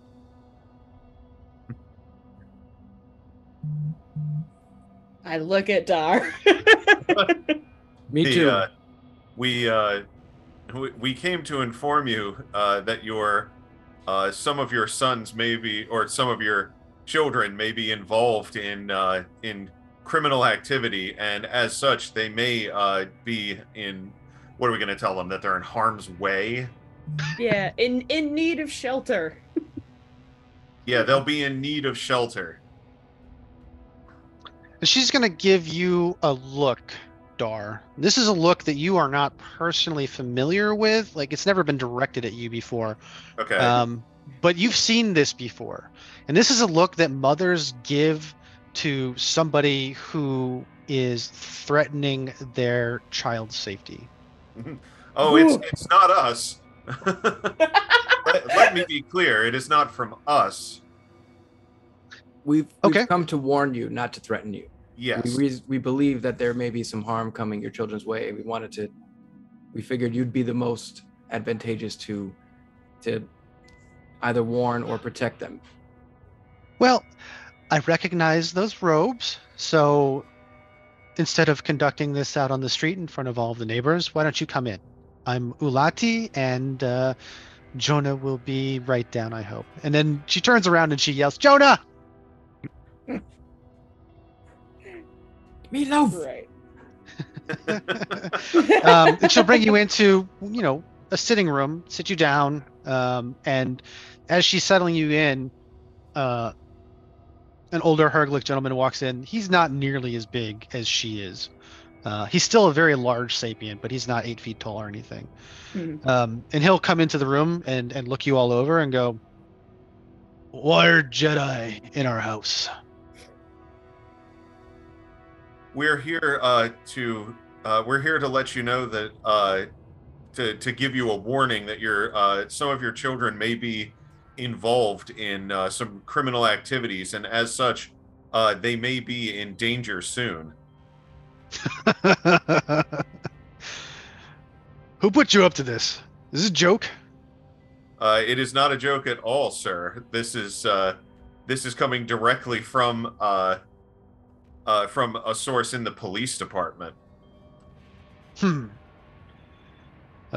Ulati, let's get something prepared for our guests. Something light, maybe a little calf, please. And Jonah settles himself down in a chair, and he looks at all of you and says, look, I know our pod is pretty crooked. I understand that most of them have been criminals for quite some time. Like, I get it. What I don't get is why you're here trying to warn me about it.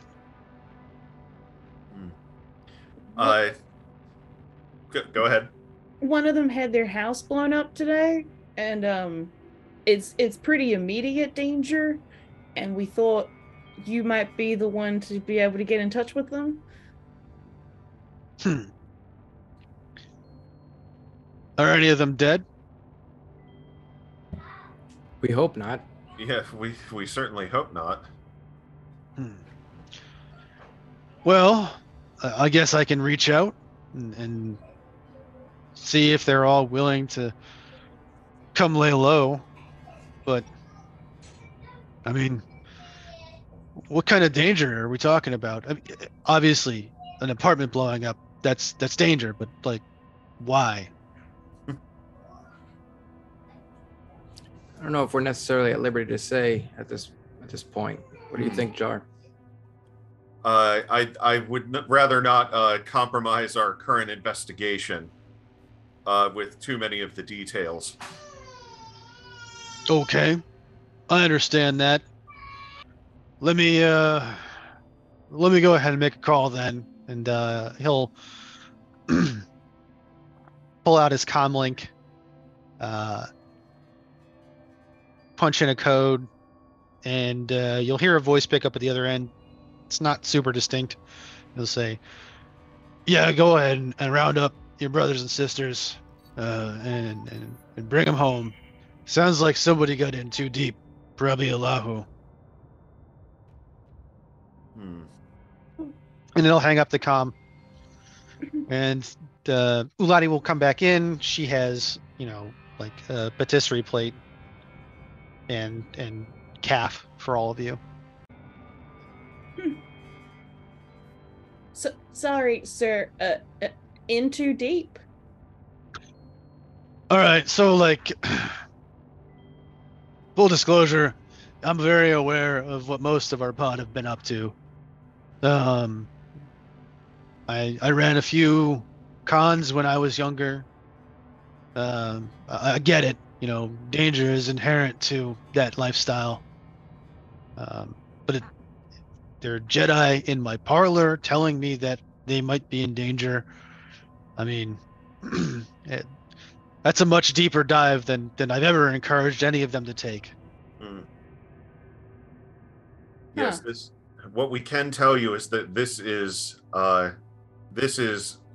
criminal enterprise on a huge scale. Huh. So,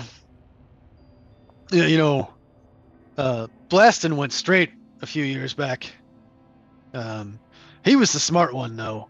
He used to run numbers and find buyers for whatever they ended up stealing. He got a job with a corporation. I want to say 5-6 years ago now. Which corporation? Maxstar, right? Yeah, Maxstar. You sure he went straight? Well, I mean, as straight as a fence ever goes.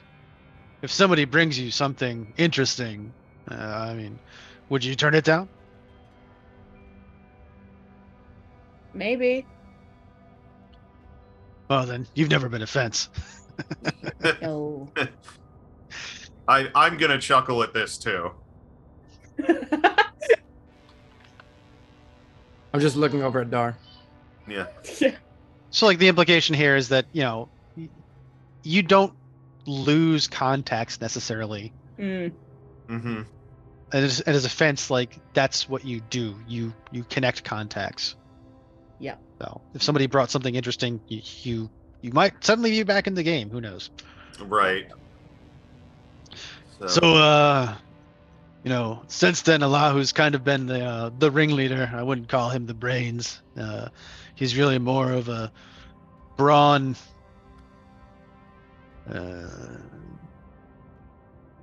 Dari's been boosting speeders as far as I know.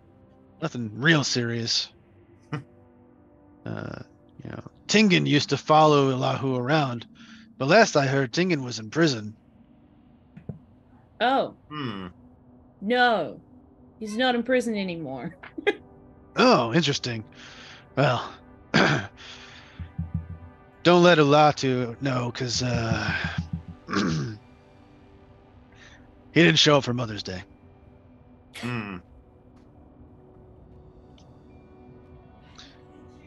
The rest of the kids are petty criminals, running small-time cons, stealing, comm codes and making calls on other people's comm accounts.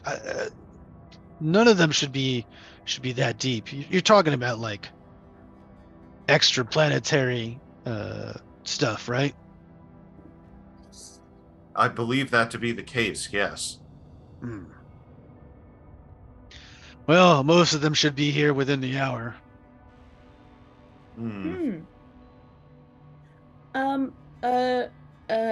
What did Tingan go to prison for? So, how I mentioned Allahu is really more brawn than brains? Yeah. Well, Elahu got himself caught. He was running a art scam. Low quality forgeries that really only fool people who have more money than smarts. But he was doing pretty good until he ran into an actual art collector. A lot of you don't really know how to tell Herglick from the same pod apart. And, Tingan took a deal to take Ellahu's time. He turned himself in. Yeah, he took a 4-year stint down in the dark. NFT scams. Been there.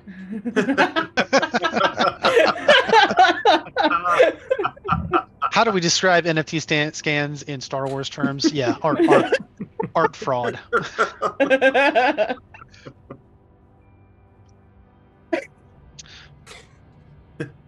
Okay. It's Nerf foundational transactions.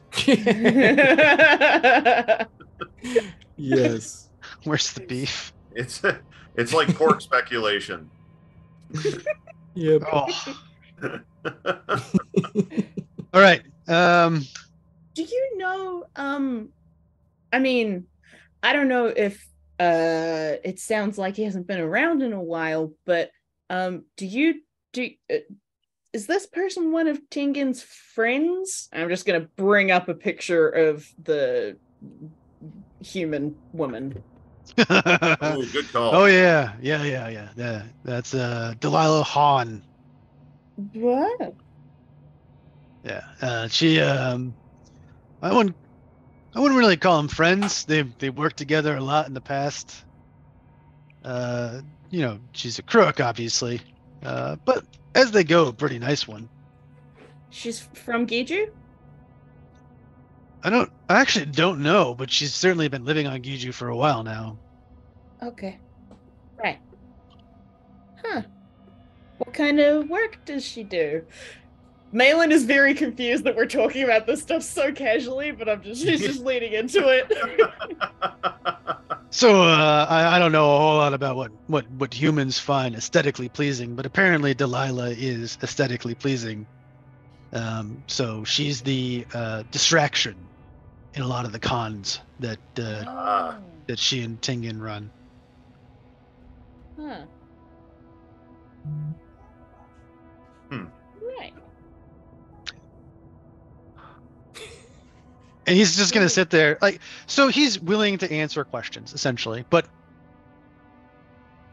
as he's pointed out to you, he's retired. He's out of the game. He doesn't have immediate access to information, and what he knows about his kids' activities is probably surface level.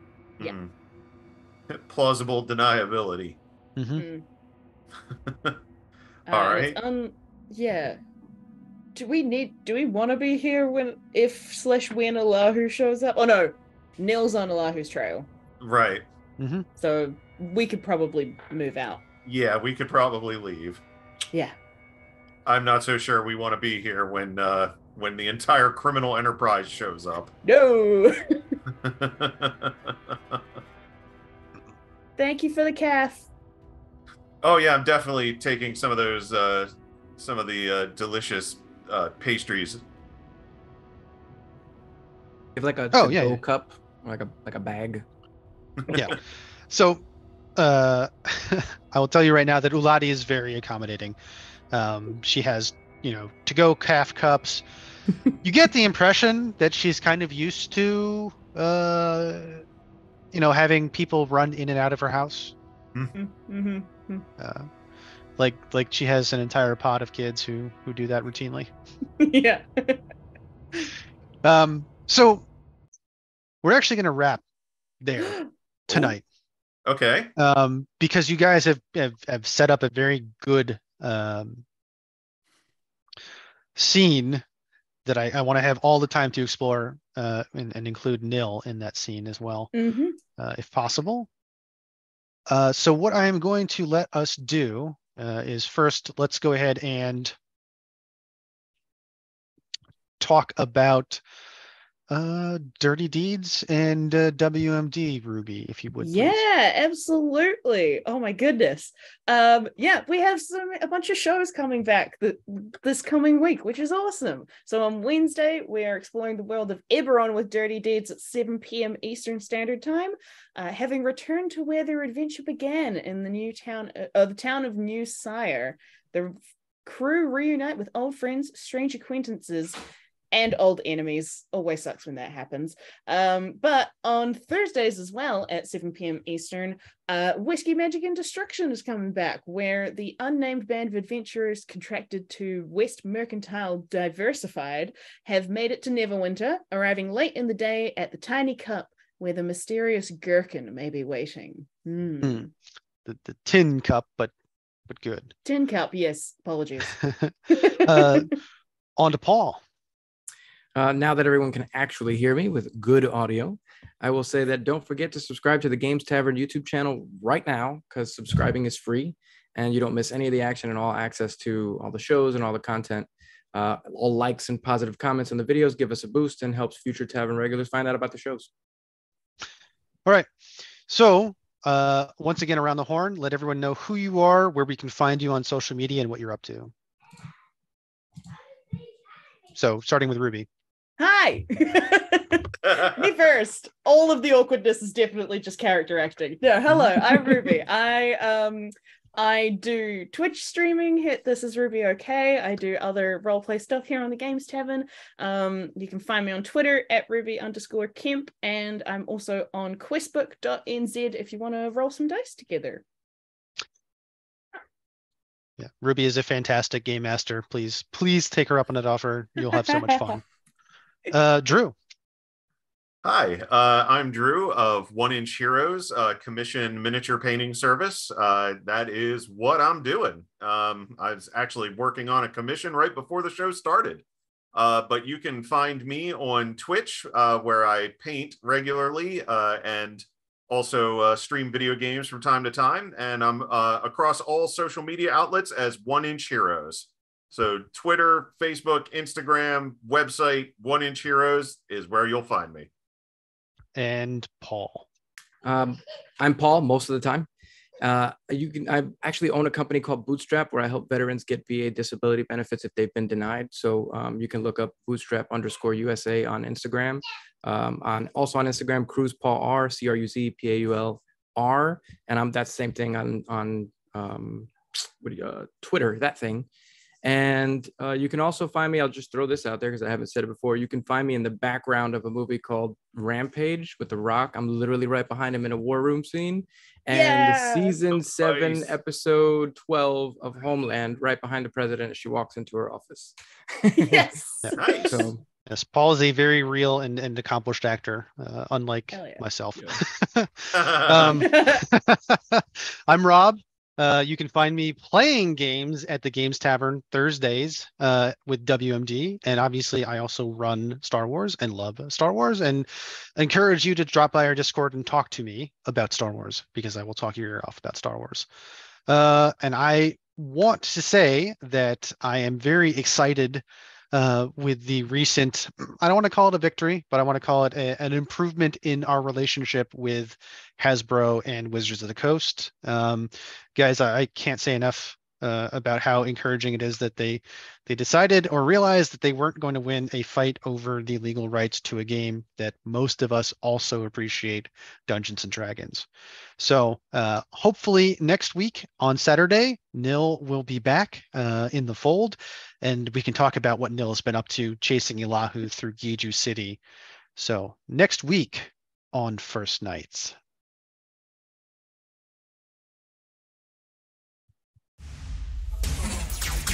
Yeah.